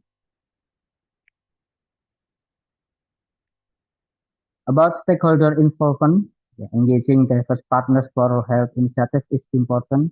The first is collaboration with key stakeholders. This section outlines the critical partnership necessary for successful health initiative, emphasizing the importance of a multifaceted approach. And then Ministry of Health initiative, collaborating with the Ministry of Health, especially in our district, ensures the alignment with national health policies and access to resources and expertise vital for program effectiveness. Local government support, engaging local government provides essential support in implementing health programs at the community level, ensuring they meet specific local needs and challenges. And then engagement with community organization for grassroots support. Building relationship with community organization fosters grassroots engagement, especially Muhammadiyah as a social organization, enhancing program reach and sustainability by addressing the unique needs of the community. This is our pillars too. You can see we have sembako or sembako. We give food for the driver of ambulance because a lot of ambulance in our district and they are not a professional worker, just relawan, and we give them sembako every month. This is some cases that we already had. We give you 3 success stories. This one is bus accident. As a tourist destination district, we have a lot of tourists come here, but we already have 2 mass casualties accidents. Hospital have to allocate dedicated funding towards enhanced patient protocol for mass casualties. In 2023 and 24, we had mass casualties from tourist bus accidents. Alhamdulillah, later the insurance paid the bill, the jasara harja. Case 2 is the COVID-19. By involving the charity organization Lazismu as crowdfunding and collecting zakat, infak, sedekah from Muslims, we can generate a full strategy facing COVID crisis. And the third case is Yogyakarta earthquake. A comprehensive planning allocation of hospital crisis funding can maintain hospital function for first 2 weeks. This is the important time for disaster, natural disaster, especially in fast devastated natural disaster. We have to allocate budget for the first 2 weeks. After 2 weeks, a lot of donors came. We have to berdiri sendiri, berdikari in 2 weeks, stand alone in 2 weeks. This is the important thing that every hospital has to allocate budget for 2 weeks after aftermath of disaster. And this is the challenge faced, identifying and overcoming key obstacles in healthcare funding. We have limited awareness. Many stakeholders within the healthcare sector lack sufficient knowledge about available funding opportunities. It can hinder their ability to secure necessary financial support for projects. Competing priorities. This is the most important thing, I think. Hospitals often face numerous pressing demands, making it challenging to prioritize funding for specific initiatives. This competition for resources can lead to important projects being sidelined. And sustainable funding source. Establishing reliable and ongoing funding streams is critical for the long-term success of healthcare programs. The lack of sustainable funding can jeopardize the effectiveness and continuity of service. And this is the conclusion: mobilizing resources for safe hospital program. The first is importance of securing funding. Securing adequate funding is essential for implementing and sustaining the safe hospital program, ensuring that hospitals can meet safety standards and provide quality care in crisis time. Call to action. A strong appeal to actively seek funding for the Safe Hospital program is crucial for its success. This initiative aims to enhance healthcare safety and quality. Encouragement to collaborate. Engagement in discussion with stakeholders is vital. Collaborative efforts can mobilize resources effectively, creating a stronger support network on the program success. And I want to show you that our added value, if we have a good safe hospital program, is if we have a strong emergency medical team to respond disaster around us. You can see that we respond for earthquake in Lombok, in Java, Sulawesi, and Kalimantan, Sulawesi Tengah. We can arrange a crowdfunding for clean water for the people, and later today we send a team to respond the Lewotobi laki-laki eruption in Nusa Tenggara Timur or Flores. Thank you.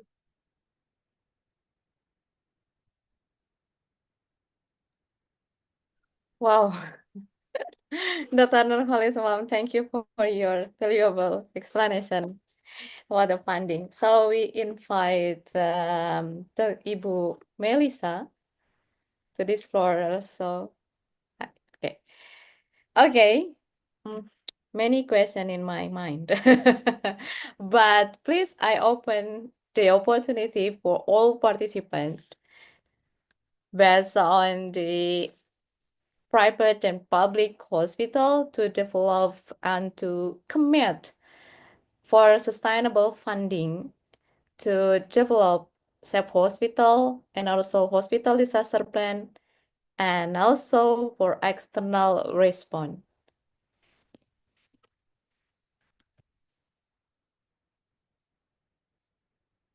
In bahasa in bahasa Indonesia or in Indonesian language and also in English, it's okay.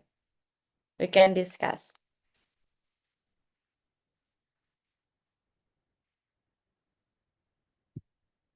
From chat.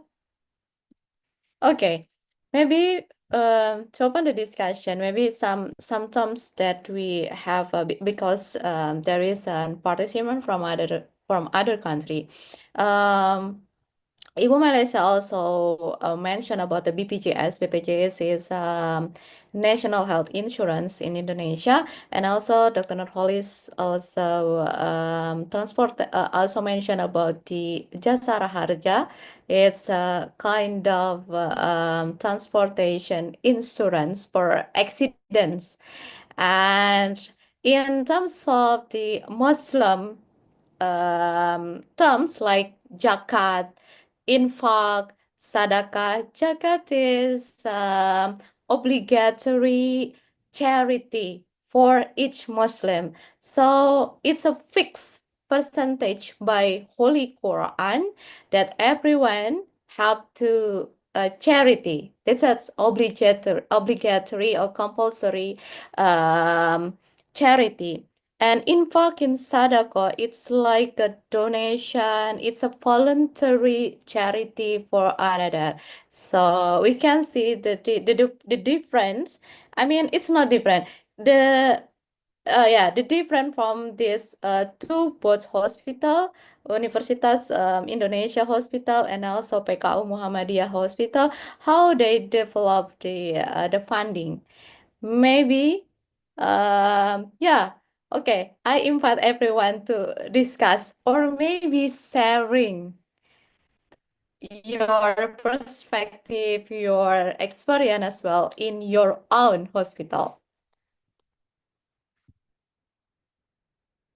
Maybe maybe I can Yes. share from my experience. Although we are a public hospital, but we do not get the funding from the government. We don't like RSUD or hospital vertical Kemenkes. So we provide our fund itself with ourselves. But based on our experience in COVID-19, maybe because we have Universitas Indonesia as the main the owner of our hospital, we get many funding from our alumni. That's of alternative funding regarding our we are a hospital, educational hospital, and also we can get the funding from the donation from the research. In COVID-19 pandemic, we got several donation for our research, and it's really helped us to provide our equipment, tools to face the disaster or pandemic at the time. And also we got the tools donation, equipment donation also from Ministry of Health and other ministry. Maybe because the networking from the Universitas Indonesia alumni and also our dean, our Civitas Academica. This may be alternative funding based on our experience. Okay, it's quite interesting, yeah. From the Universitas Indonesia and also PKU Muhammadiyah Bantul. I'm still curious, how about the other experience, especially Dr. Bu Melisha mentioned we are not a provincial hospital, we are not district hospital. Yes. So it's also my question. It's also my question, how the government hospital can build the limited funding, but we have to still develop hospital disaster plan or SAP hospital. As a hospital, we cannot reject the patient, the victims, but we have to serve them. Sometimes we have to send our disaster team to the respond affected area. So please, everyone, I think in the chat. Okay, from Ibu Putri Dianita Eka Melia, I'd like to ask about speaker. Could you open your microphone, Dr. Putri Dianita, to more attractive? Or we can discuss, yeah. Okay, I'd like to ask both speaker about hospital preparedness in handling multiple dead bodies. What do you prepare? Do you have any experience that you can share? Okay. Maybe Dr. Nurholis Sumam, you can Yeah. answer first. Thank you. We have experience in 2006 because we have 5,000 people died in Bandung because of earthquake. The Mm. first thing and the most important is the mortuary capacity. Hospital must evaluate and, if necessary, expand our mortuary facilities during disaster. Temporary cold storage unit maybe it is important, but our hospital didn't have the storage unit, so we have to expand our mortuary facilities. We use the parking area for mortuary, and the most important is for the identification protocols from the dead body, and then to uh, apa namanya penguburan massal, mass Mm. apa Mbak Madeline, Mass burial. penguburan mass buried ya, Yeah. is the most Yes, funeral. as soon as possible we have to bury the dead bodies. If we didn't bury them, the maybe disease will spread in our hospital. Yes, I think the 3 point is the mortuary capacity, identification protocol, and the mass burial. Okay, thank you for your answer. Okay, back to the topic about the funding commitment in Self Hospital. Maybe before we conduct this webinar, we also conclude the survey from the national, and also last year we also conducted a survey. So we try to collect some question, and I think it's time to deliver for the speaker. Okay, maybe for the first one, how long UI Hospital or also a Bantul Hospital until you have a good commitment to build safe hospital on your own hospital? How long? Maybe takes times, takes years. Maybe for Ibu Melissa first. Yeah. I can say that we learn by doing, Miss Madel, because in our first operational, we faced the pandemic COVID-19. And about the commitment, I think it's not also about the funding or money. We can start it with the policy, and then procedur operational, standard procedure operational, and create the command team, disaster command team. It's also a part of our commitment itself. So about the funding, maybe COVID-19 is blessing in disguise also for us as a young hospital that provide the fund from the government to patient COVID-19 patient beside the BPJS Kesehatan, because at the time we do not have accreditation, so we cannot collaborate with BPJS Kesehatan yet. And COVID-19 give us another sources of funding from the government. And after that,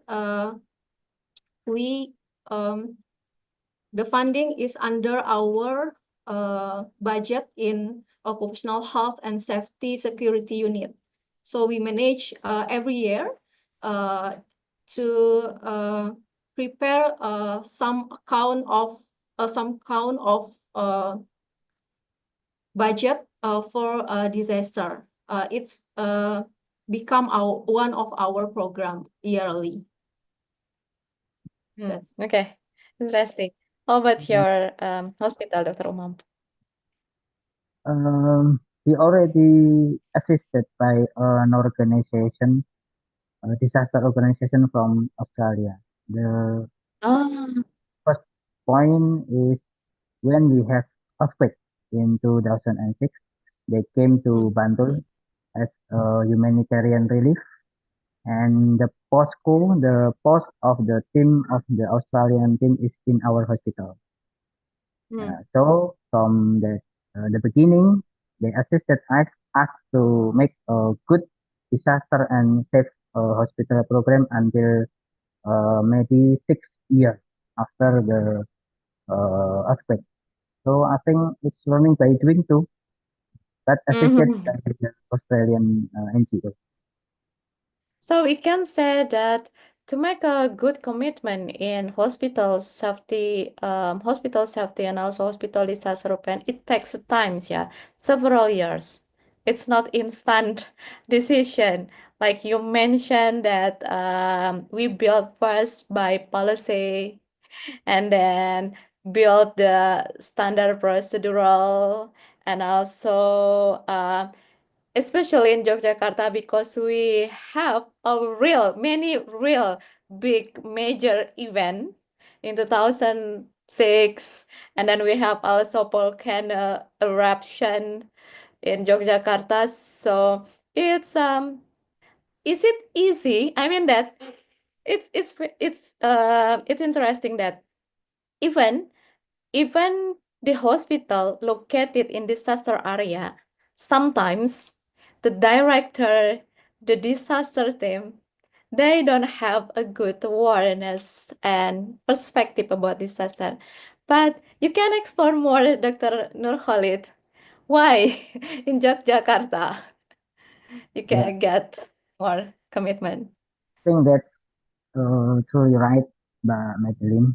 It is come from the top management. If the top management is aware about the safe hospital and the disaster preparedness, I think all of the hospitalia is in a good condition for disaster preparedness.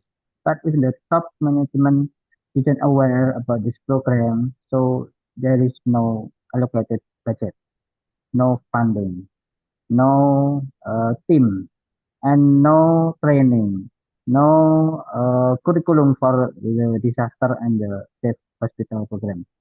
Uh, in our hospital, it is already assisted by Australian NGOs, but we need 6 years. We need 6 years. 6 years. You can imagine if we are not assisted by Australian NGO, maybe we need 20 years for affecting the safe hospital program. Yeah. That's also the last point that support from external organization is also considered to build a commitment. And also, I mean that when we talk about the external organization, it's not only for foreign country, but also from university, from the academician, maybe practitioner, or maybe professor or someone who have a power to influence. It's like, okay, that's a point. Quite important. And also Dr. Melissa mentioned about the research, the influence of research to build a commitment for hospital disaster plan or self-hospital. Okay, we got a point. There is some question on the chat, but let me continue for the next question.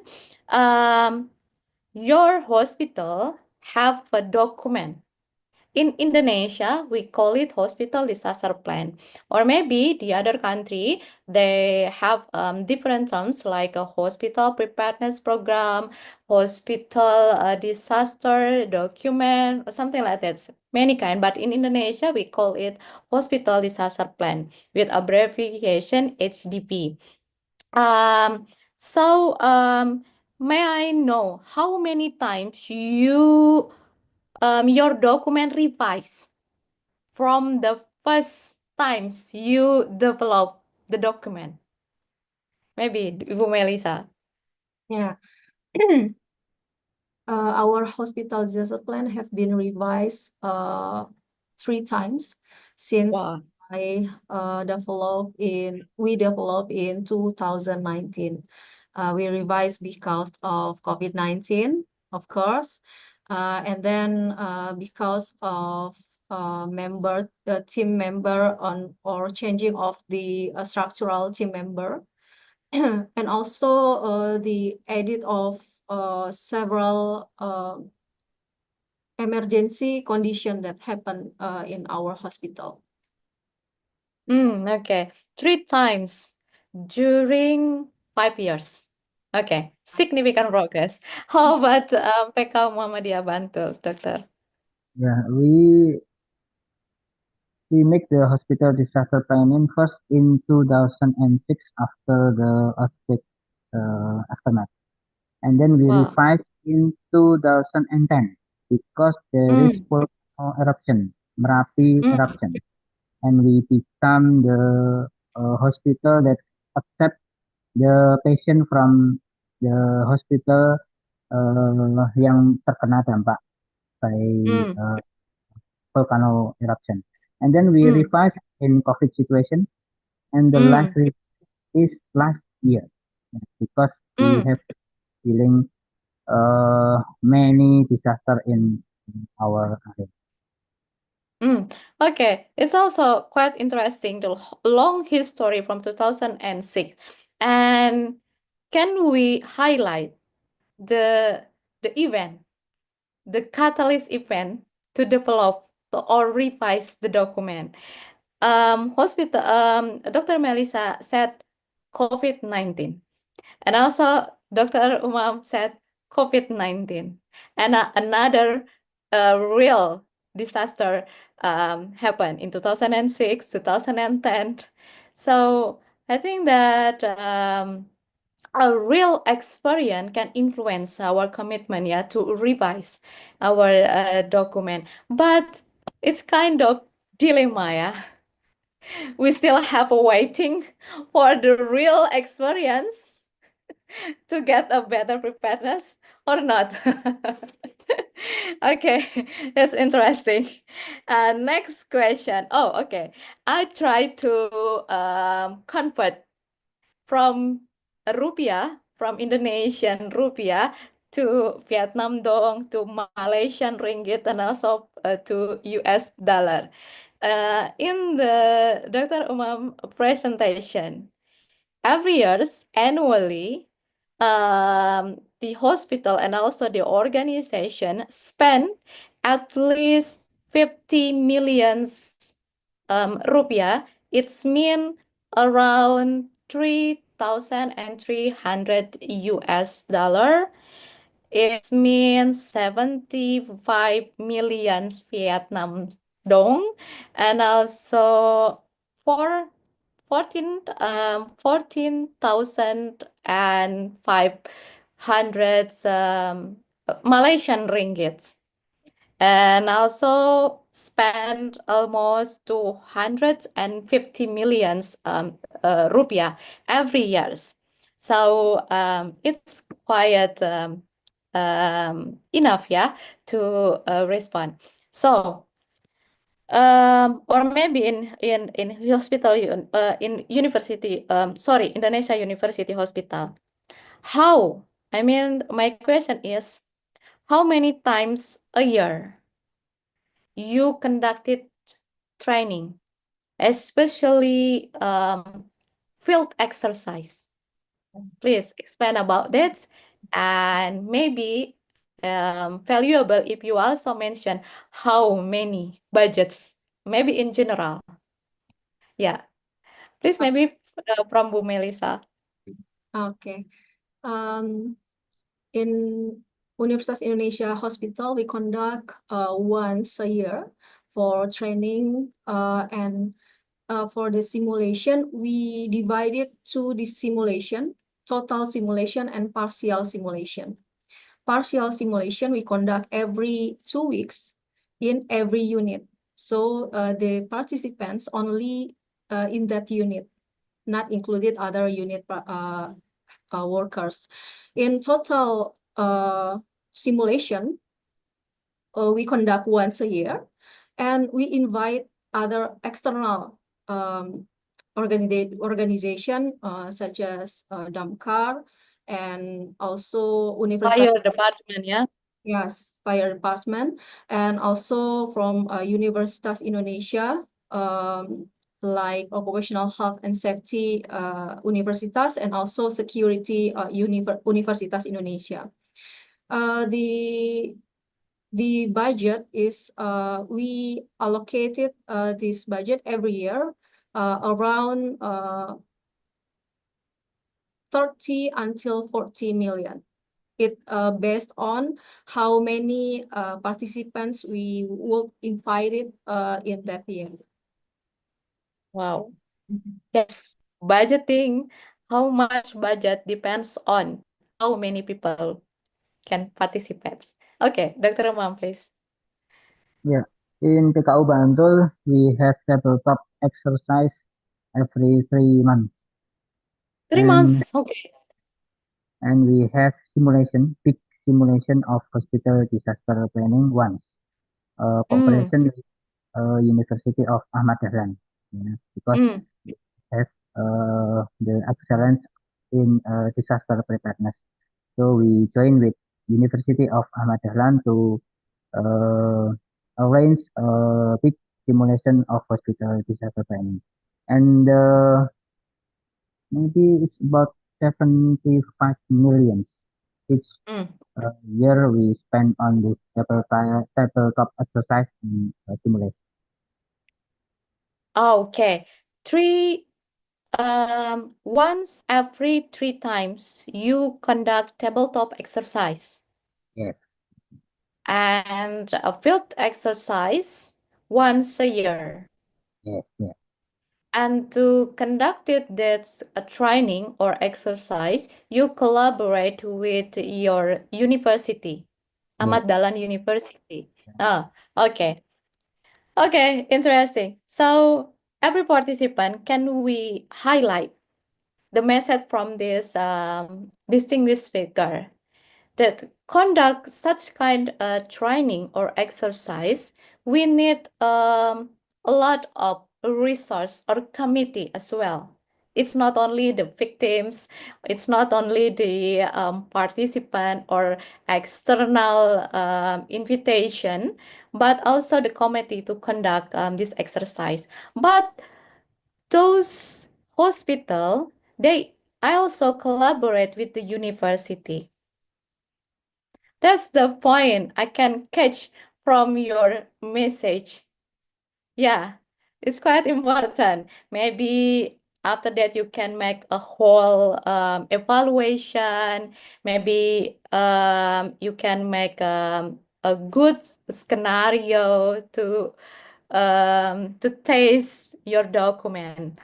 Okay, so please, I invite some hospital, district, or provincial hospital or specialistic hospital that you are not connect with university. Can you share the opinion how to conduct the training and how struggle you are to decide or to make efficient budget for hospital preparedness?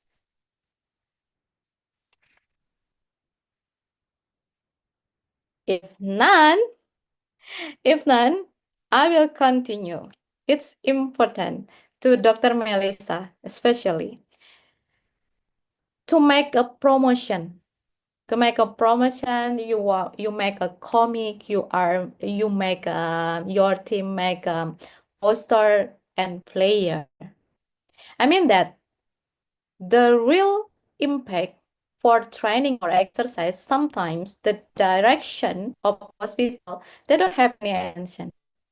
But how about how you what did you do to make a flyer promotion to increase the awareness about hospital safety or hospital disaster plan? Could you share? Do you mean the technique how we create it or how we plan it? Technique, and so you know the poster, you have to print it. Yes. You have to hire some infographist person, layouts, and it takes a budget. Mhm. Yeah. Could you share? Because we are a green hospital, so we do not print the material. We share through our desktop background, and then we are WhatsApp group, and then email as well to deliver our material from poster, also the comic Tiga, and also we put it in our internal website from employees, and we also create like challenges, event challenges to our employees to maintain their awareness, their competency in response to disaster. To create maybe the hardest part is to create the material because we create this interesting material like poster or comic Tiga because the majority of our employees is Gen Z and Gen Millennial. Oh, So we also use social media to spread the education also because they are social media users, almost of our employees. That's maybe that's our experience about the education of disaster. okay. That's a quite investment, yeah. I mean, low budget investment that with when you have a Gen Z, Gen Z employee, you don't have to print it. You just share. Okay, less budget. Okay, from the chat box, it's interesting. From Dr. M. Tamrin Hatna to Dr. Melissa, how do you activate your disaster team in every type of code? Maybe you can share your procedural. Please, Dr. Melissa. Yeah. Maybe I reshare my presentation.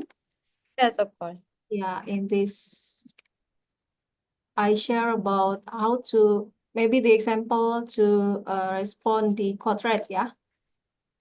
Yeah. Here.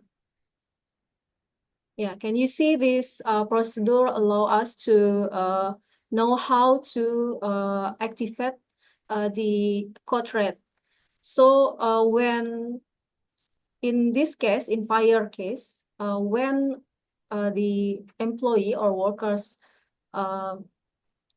find a spark or source of smoke or fire, the first thing is he or she grab the nearest fire extinguisher and call for help while shooting code red. The information to the disaster command room by phone to 911 to activate code red. So the code red of activation of code red is by paging. And then if needed to evacuation, we will activate code purple the same way we activate the code red by paging. Maybe that's how we activate the emergency code in RSUI. It's also happened to all the code. maybe the one that we don't activate by paging is code black, because code black has a specific procedure to activate.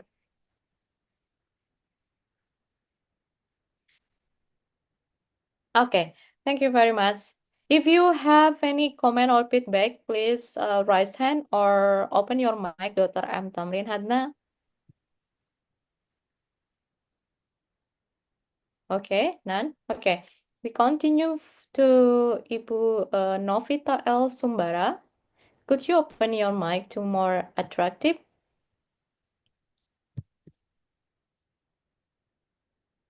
Okay, maybe prepare for the chat. I would like to ask the speaker how to build a awareness of occupational health and safety among all employees.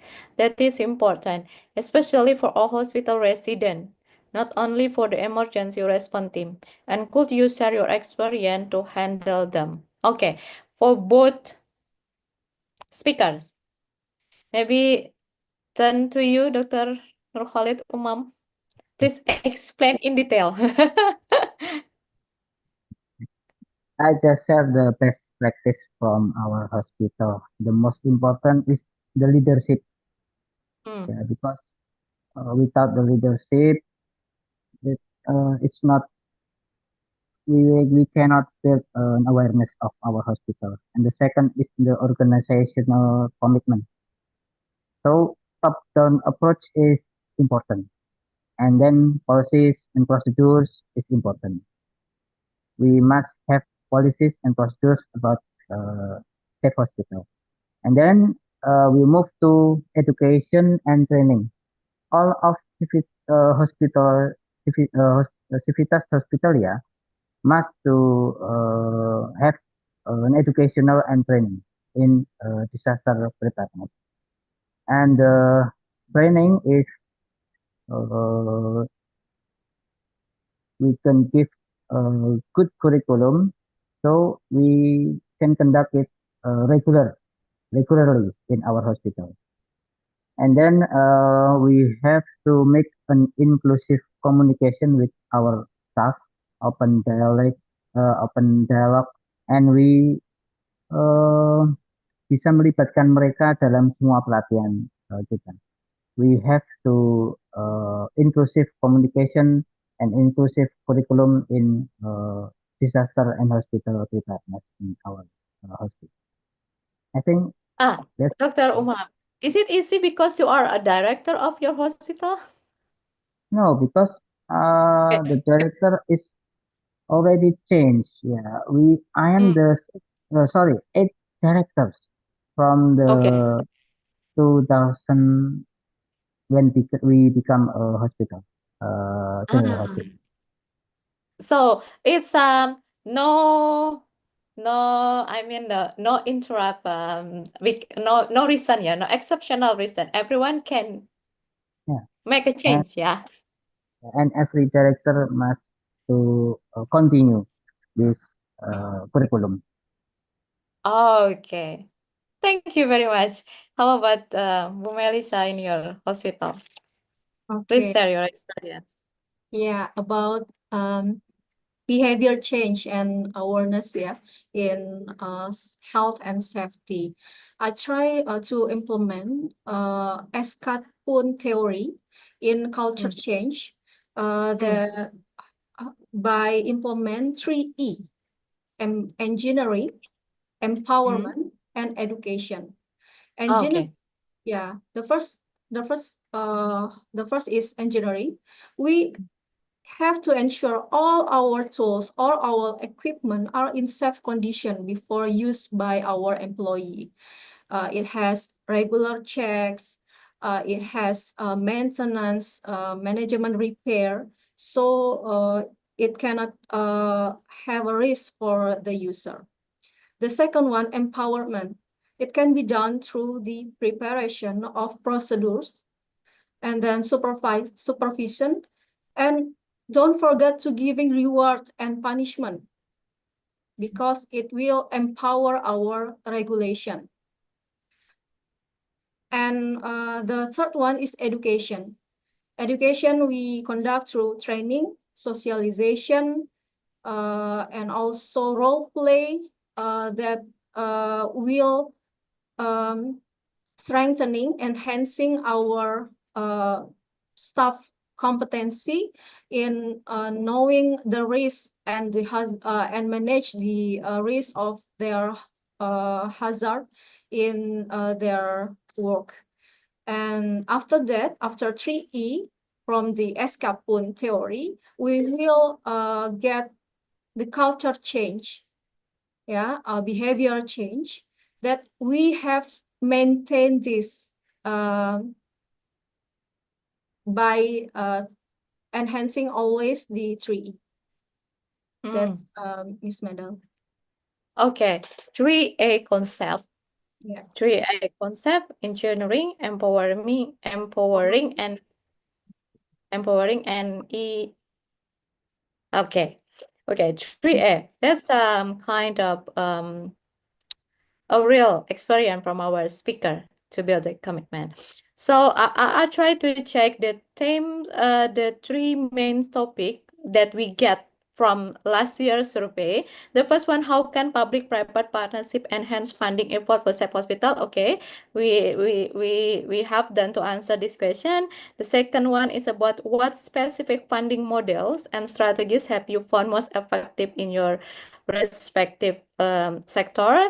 You also mentioned in your slide presentation in detail, and we have been discussed.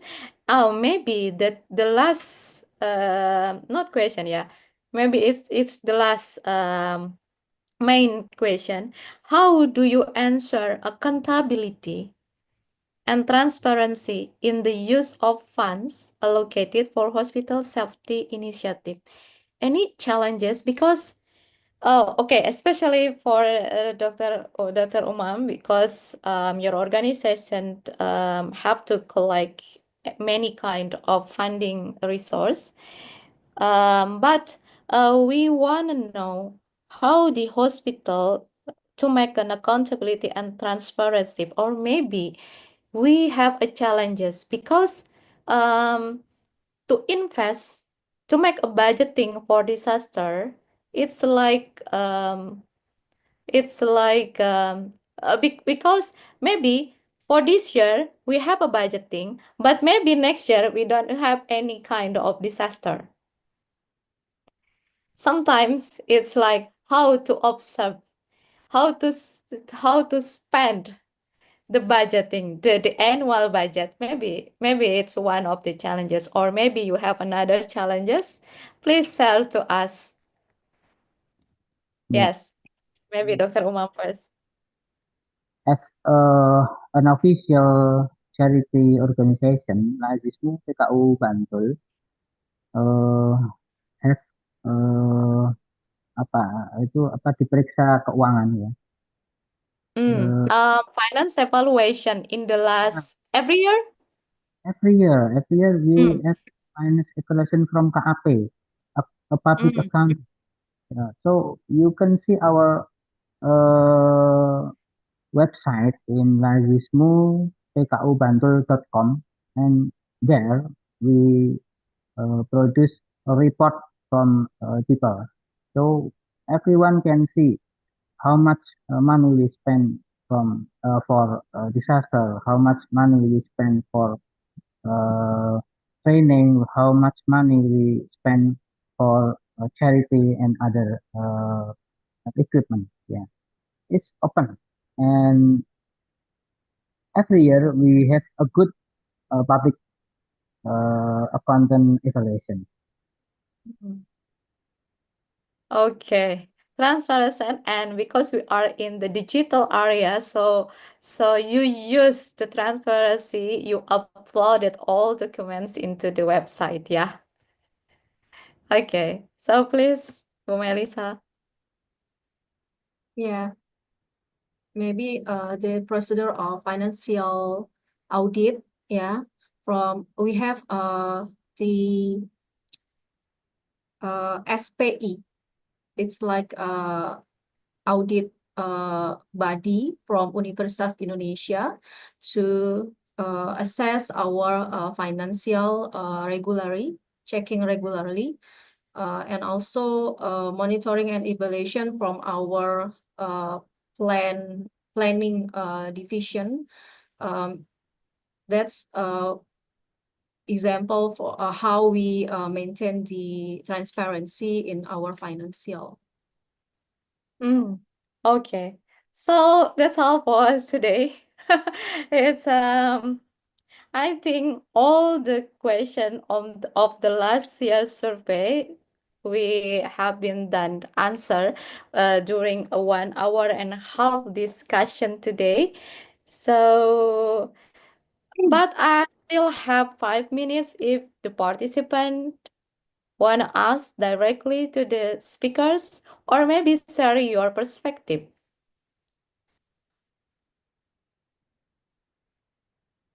We're still waiting. It's okay if you want to speak in Bahasa Indonesia. Yeah, because Dr. Umam and also Bu Melissa, we have to frequently conduct like a webinar in English because we have to show off what our activities in the national level, and also maybe we can share our experience into to other country or globally as a small contribution of our country into make a safer global community.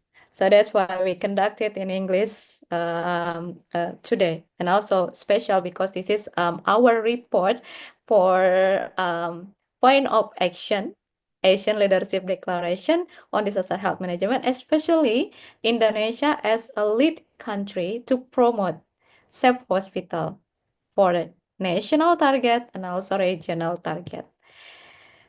So yeah, the key of accountability are the documentation clearly and transparency, especially in the circumstance. Yes, of course. Thank you, Dr. Muhammad Tamrin, to conclude the last question.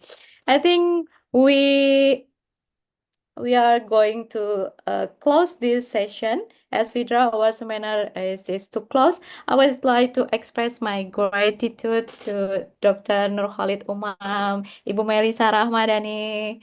We finally we meet in the online discussion.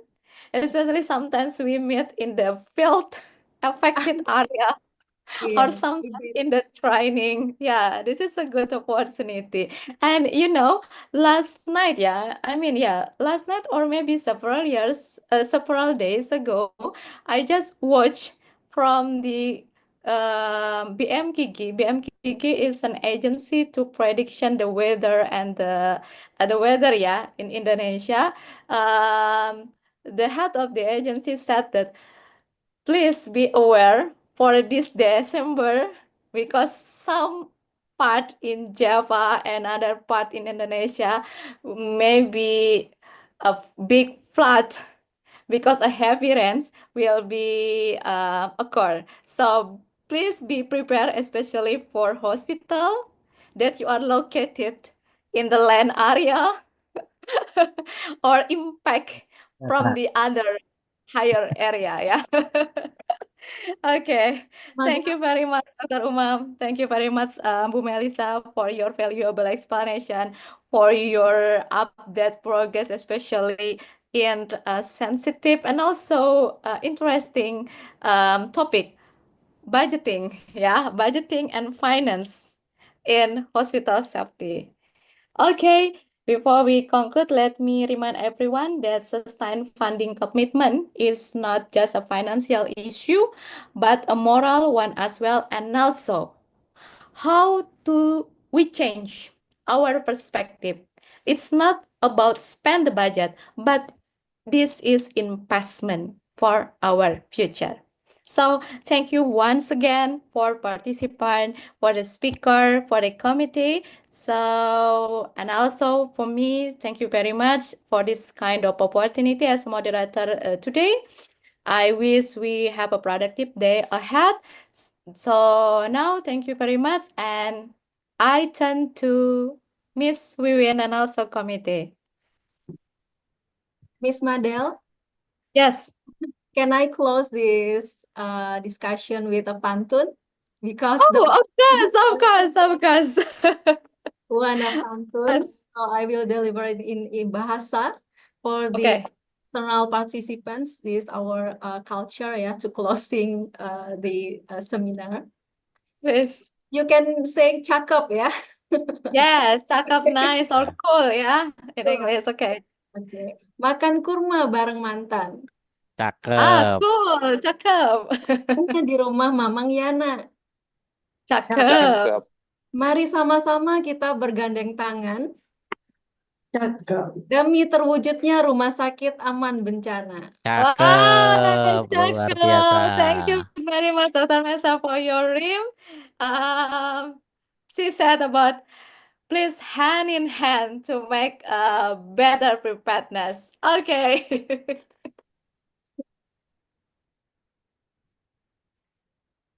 Miss Wiwin.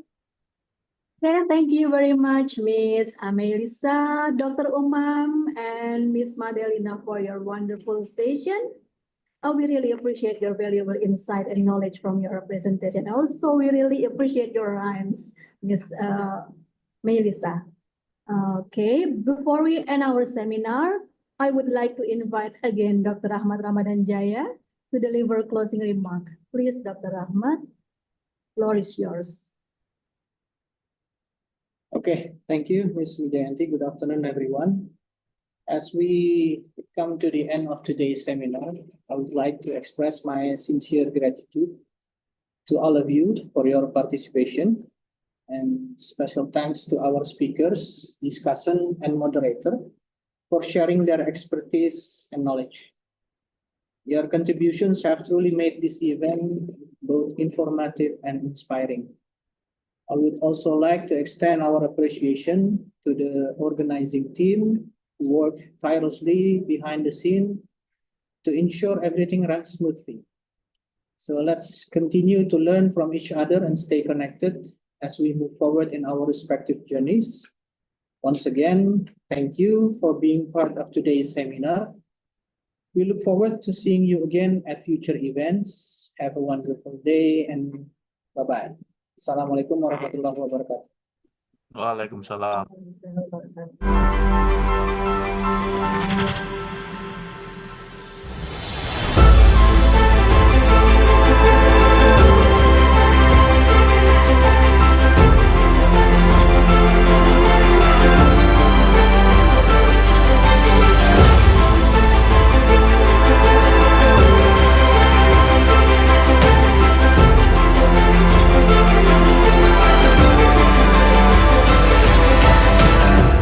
Ini habis semua. Hah? Bukan udah.